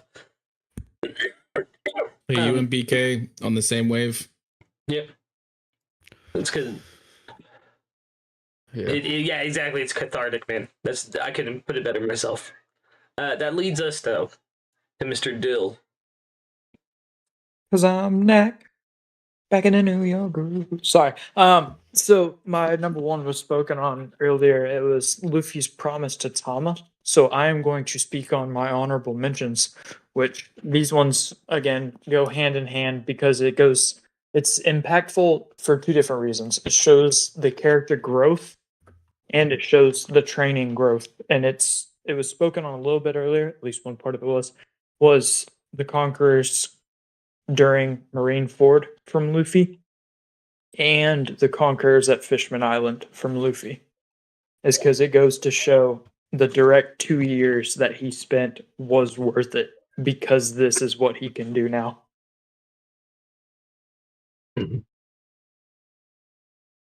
Yeah. Huge.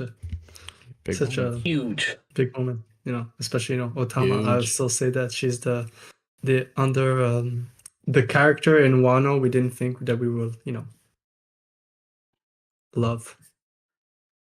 There was a lot of characters in Wano like that, but I have to agree.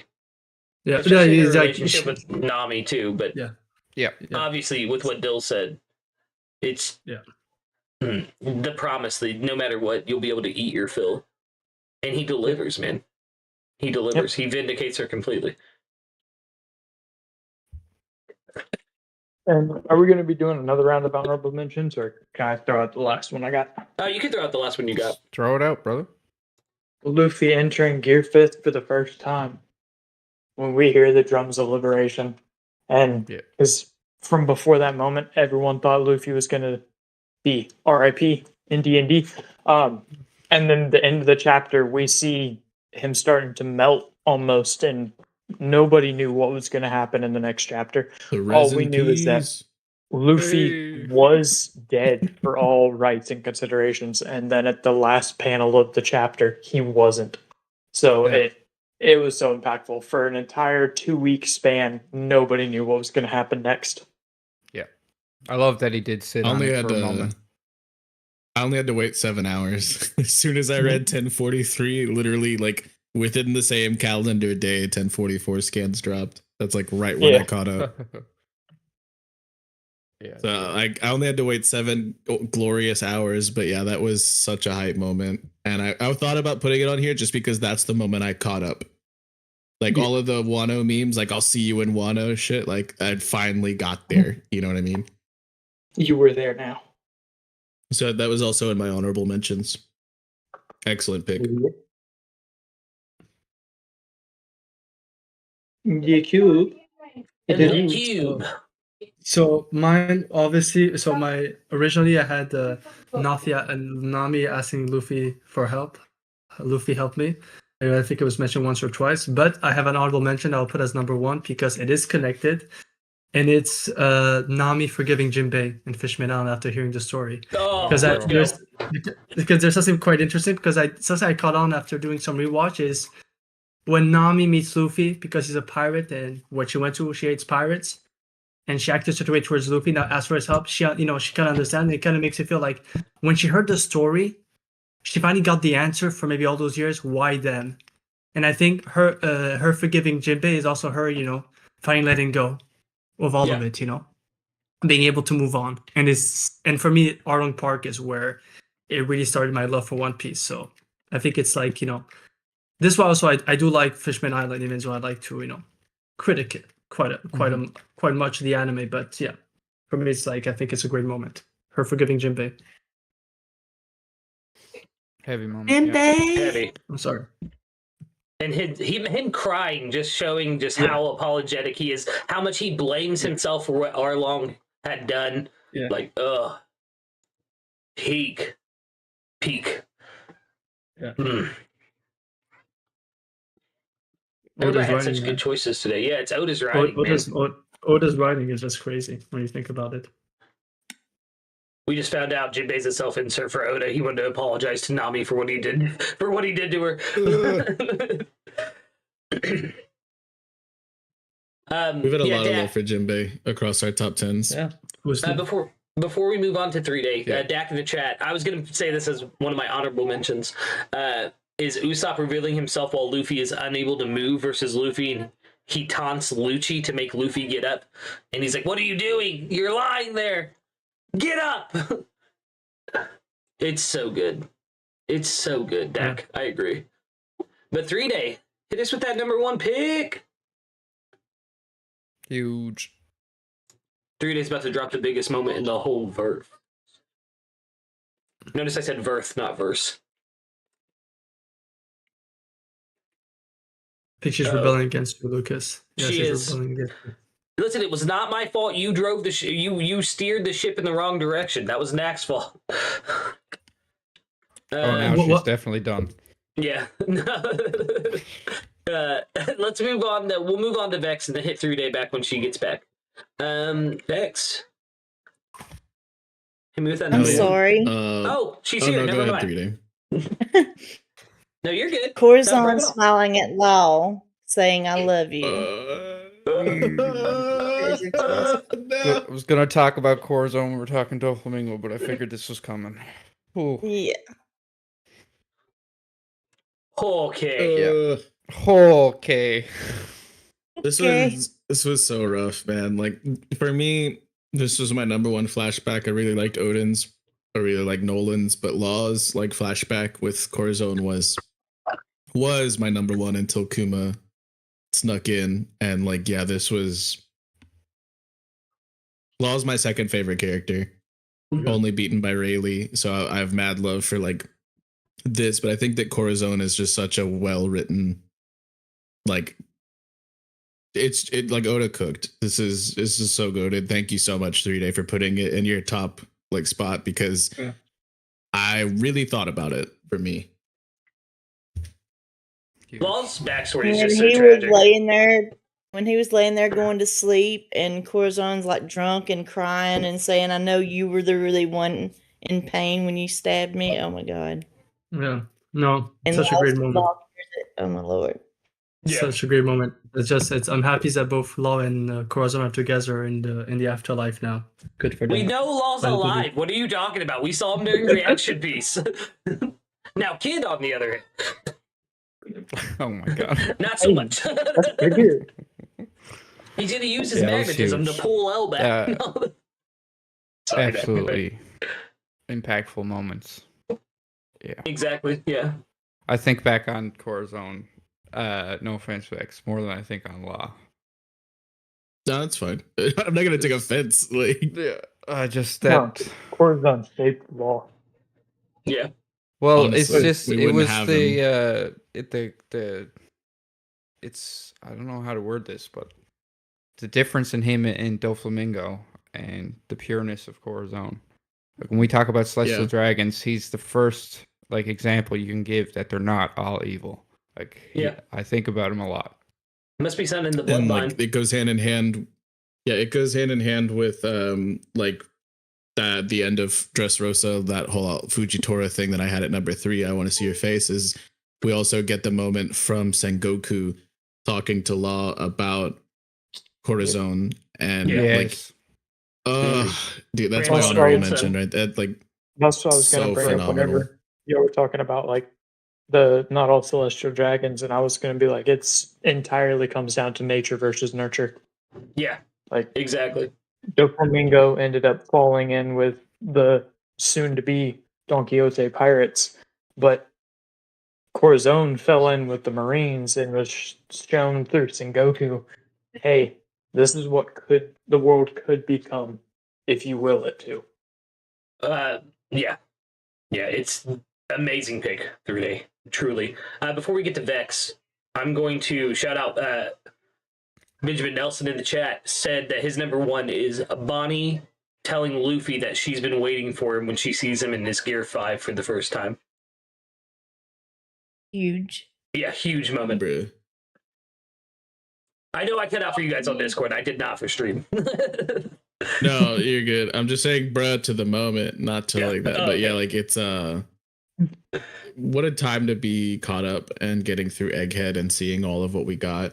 And I wanted to include a lot more from Egghead, but like honestly, I could have made this list like half Egghead. I just kind of tried to like I tried to represent each of my favorite characters and like and some of their moments and things that like I think have stood the test of time. And a lot of Egghead, although it is peak, like the only reason I didn't include most of it is because I didn't really want to.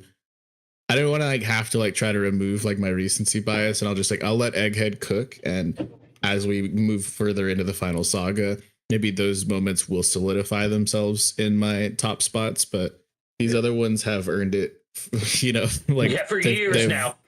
And it speaks to the series, because we have 6 people in the stream with a top 10 list and 2 other top 10 lists, and we're doing pretty well for not overlapping each other. Yeah, exactly. You know, this story has so much to give to each person individually. Oda kind of goated. Yeah, Oda kind of goated. Yeah. What's your number 1, Vex? This was one, and I kind of like had to like my top 3. They're all like so important to me, but like I said, this is one that I tell to myself every single day. Just like with Jinbei, and like Jinbei's what he said, you know, for my number 2 when he said, "What is it you still have?" It reminds me, you know, to keep moving forward and not just look back and things like that. But in those times when I do look back and whatnot, there's still something that I think is equally, if not more important to me. And it's when Jaguar D. Sol says to a little child, Robin, that no one is born into this world to be alone. And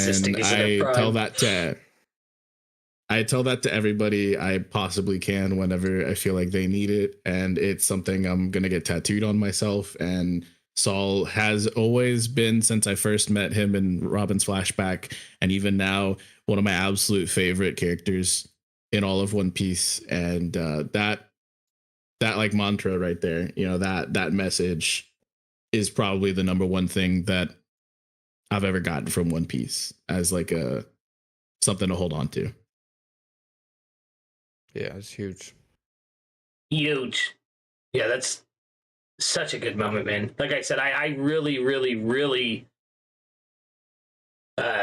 connect with Robin and her entire backstory and how she felt as a child and how she felt as an adult, and just that reassurance from Sol. And then later, like Dill had said, when we find out Sol is still alive, just how much that would have meant for her, and how much that quote specifically, though, Vex, when she found out Sol was still alive, that's exactly what I thought about. Because like I Want to Live is obviously such a phenomenal moment, and like I respect you so much for holding on to it and putting it so close to your heart like you do, and putting it at the top of your list. And like I think that like it's definitely up there for me, but the moment that really makes it and sets it up for me is that Sol gave her that, and she had to get that like brought back to her from Luffy and the rest of the crew and stuff like that. And it's like it's like I feel like you really can't have one of those moments without the other. And so I think they go hand in hand. And with Saul being like, I love Robin, don't get me wrong, but Saul is in my top 5. Like he was top 3 before Kuma, you know, like punched his way up into things, but he's number 4 or number 5 now. He is. I don't think he's ever going away for me because of what he said in that moment. Yeah. Go to pick Vex. That was a great pick. New guy goes last. Nack. Hit us with that Well, number much 1. like Vex, a lot of these can mix and match, especially in the top 3. But the moment that I like to actually show people and like talk about the most is Yamato's speech about Luffy and how he was saying the same things as Roger in 10:15. BK in the chat said the same thing. It's this first part of the 10:15 episode. The whole episode is a phenomenal spectacle to say the least. It brings a lot of emotions. But the way Yamato flashes through the times and sees the passing of the guard or the will moving through the Straw Hat in a way was just it's kind of what One Piece is about, and I really enjoyed that. Such a good pick, Hell man. yeah. The anime is I can see to this day, like burned into my memory, the animation of that moment. Yep. Yes. Of Yamato coming to the realization. Yeah. Of like And the colors stains changing, and them being side by side, Luffy in front of Roger as they Kid both Luffy proclaim their coming dreams. out at that. Yeah. And he screams with that little childish voice. Yeah. Rayleigh laughing, Sabo and Ace laughing, like it's so well done. Fan letter, yes. Yeah, it's crazy that Yamato's just a red herring, though. Bro. It's crazy that we got 2 Kazuki Odins in the same story. That's all I'm saying. Oh, man. Great pick, Nack. Here with the impact. I did. That was definitely my most enjoyable moment of the anime, and it's up there in the manga. Yeah. Huge. It's absolutely amazing. So now we have listed all of our top 10s.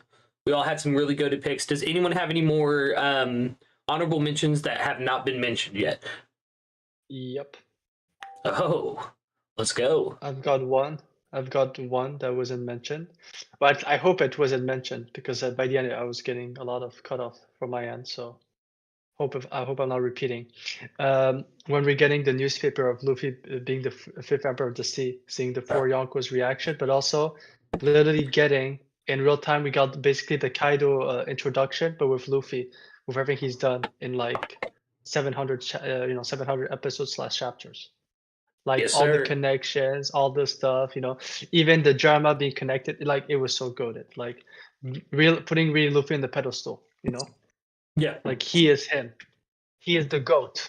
You know what? Sengoku should get rid of the GOAT and just put a statue of Luffy next to him. He doesn't need his GOAT anymore. He's got Luffy now. I'll go ahead and speak for Smokey. Smokey had we've already talked about one of them, but he had 3 honorable mentions that we'll just go over really quickly. The one that we already talked about was Brooke asking to see Big Mom's panties, and then he Smokey, my also boy. really vibes with when Luffy punched Vivi. I think that's gonna look great in the live action. And then There's a live action. I think You sons of bitches. his number 1 honorable mention is Frankie's nipple lights. Yeah. Pretty huge. Pretty goated. Also, I do want to clarify for the chat that the Vivi punch, this is something me and Smokey have talked about. It's just such an iconic moment. Like, it's a moment that you really can't leave out of the story. So they need to do it in the live action. Listen, all I'm gonna say with that reveal, 3-day, keep far away from Smokey and Lucas with those allegations. Oh my god! Listen, Cube, these hands bisexual, bro. Okay, and then that means you can catch it. There was another moment that I don't think we spoke in great detail on because of the meme, but yeah, I think I see it here on Cube's honorable mentions as well, but major shout out to when nothing happened, because that shit was Why? insane. Nothing happened. Somebody mute dude, this. Listen, Benjamin Nelson, welcome to the channel, bro. Yes, we talked about that earlier in the stream. Yes, the One Piece fan letter moment during the Marineford with the brothers. Yes. Sorry, Cube. I got really excited when I saw that. This dude's Nakama now. This man he gets it. It was my honorable mention, but I with all the discussion of the post and his lobby arc, I thought it was mentioned. Mm-hmm. Good that the post in his lobby. Yeah, I have a couple as well. Before I go, actually, Dill 3-Day. Do either of you got some honorables? I was going to mention what Dexter did actually when Frankie joined the crew, or he was forced to by Robin, and she crushed him. Bro, in the anime, in the dub, when he's like running through, when homie is hanging ball, just running through the streets, there's a guy who's like working on fixing a rooftop. He's working on like fixing a rooftop, and he looks down and sees Frankie swaying in that thing, and he goes, "Why have the gods forsaken us?" Like, I love that sequence, like leading up to the Robin moment as well, and then Frankie's whole gag about him like crying, hearing people's backstories and stuff. I love Frankie so much, but that like little series of events leading to him joining, goated. Yeah, so good. Yeah, so I won't lie. Now that you guys tell me that, I think I also like another scene that's very similar is the way Usopp joined the crew. You know, taking that big bag, losing control of it. He's like falling, and then everyone's looking at Nami, Zoro, and Luffy just look at him. What are you doing, Usopp? Get on the ship. Yeah, you're our friend, aren't you? Fantastic so good, moment. Man. Fantastic moment. I have two though. Both of them are from Whole Cake Island. Beautiful. One is Big Father. Beige, not only showing his worth as a father and a husband, but showing his worth as a member of the worst generation and tanking hits from Big Mom as well. Not an easy feat to pull off. So I gotta shout out my boy Beige. Like, that's my guy. Number one. Should have been you. Should have been me. Should have took those hits from Big Mom. But the second is when Luffy breaks the mirror. Brutal, bro. Yeah. So good. It's so good. Like Nami, don't worry, I'll be there. Boom. Yeah. We focus on Nami, but we know how everybody felt in that moment, including like Katakuri himself, I believe. You know, like, bro, that was insane. And then the short time later, when he's looking through the shards, and he's like, "I'm fine. Yes, everything's still good." Mm-hmm. Yeah, and I love Jinbei that scene because while all the Straw Hats are like feeling confident, Jinbei is at the back and just looking down. He knows what Luffy's going through because he knows who that monster Katakuri is, and you can see that Jinbei's respect for Luffy just goes higher. Yeah, that was That's nuts. his eyes. Yeah. Heavy moment. All right, guys, I'm going to call it here. It was a goated stream. Guys, I appreciate everyone in chat showing up for the Helmsman of the Eternal Dawn's inaugural stream. Welcome, NaccReacts, to the Eternal Dawn crew. We're so glad to have you. Cube, you were screaming, and I could barely hear it. That's awesome. We're going to go around, do some outros real quick. Let's start with Nac. Do the honors. Promote yourself. Tell these people where to find you. Well, first off, I'd like to thank you guys for having me here. Thank the chat for stopping by and engaging with this fun little list we've put together. And if you want to see me react to some anime or whatever, I got my own channel. It's called NaccReacts. You can just probably find it in the links. But come join the Discord, get involved with this stuff, and have some fun. That's what One Piece is all about. Is found family, and that's what this is. Exactly, brother. You see the vision. The par vision. No. Cube, hit him with that outro, baby. Not the See you all line. at the next one. Not that one. Like, tell these people who you are and where to find you. Okay, dude, you know that. I know. I thought about it after I said it. It's like Pavlov. Like, Yeah. it's like... So as you guys know, you could find me in the territory in the Discord that's called the VC. And, you know, you can come also on our spoiler section to talk, you know, check us out. But yeah, jump on the Discord. We're doing, especially, you know, holiday season's coming up. You know, also Chopper's birthday is coming up soon. Don't forget to celebrate Chopper's birthday. It's the whole month of December.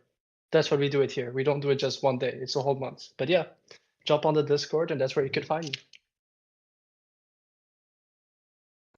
Let's go, Dill. Yo, what's up, bitch boy? NoChillDill here once again. Had to pop in at the end of the stream, you know how we do. So you can actually find me not this week, but next week over on Dire Regulus' channel, where we group 3 clearing over there. We're journeying through the skies, you know, finding out some interesting lore, some good plot points and all that.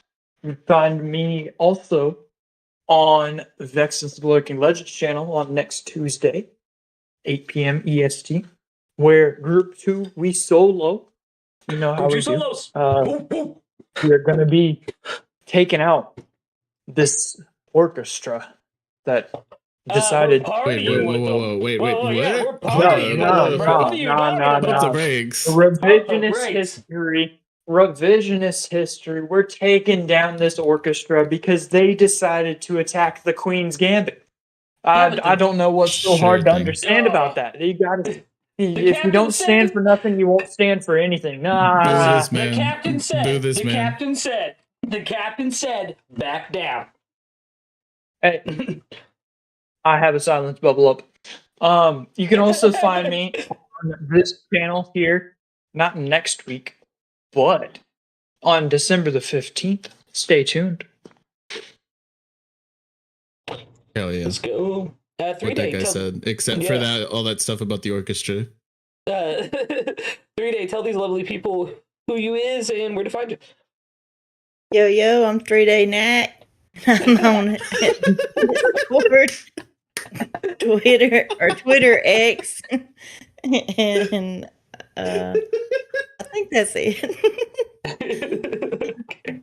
I love you, 3-Day. God. Oh my god. vexyz, hit us with it. Yeah, it's your boy vexyz, the Lurking Legend. Y'all just call me Vex. Hit the link in the description for my Discord if you wanna see where I'm at pretty much every single day. I post song of the day. I posted about Friendsgiving that I just did recently and some food, and then like we talk about all kinds of anime, talk about manga, talk about tabletop role-playing games, trading card games, all that nerdy stuff. It's always a blast. You can also catch me on my channel, like Dill had said, where Group 2 does in fact solo. Group 2 solos. We're about to solo this orchestra. Hey-o! No! All right, thank you guys. I've been Straw Hat Lucas, captain of the Eternal Dawn. You can catch me this Sunday on my channel with a chapter reaction. No rambling addiction this week. Couldn't get to editing with the holiday and everything, so we're going to be dropping fresh next week with an arc review on the York New City arc from Hunter x Hunter. And I'm pretty sure I'm streaming tomorrow night, reading more 21st Century Boys. So come in and check that out. Yeah, that's it for the Eternal Dawn crew. Kube, sign us off. We'll see you all at the next sunrise. No, not that one. No, I'm kidding. We definitely heard you say that, my guy.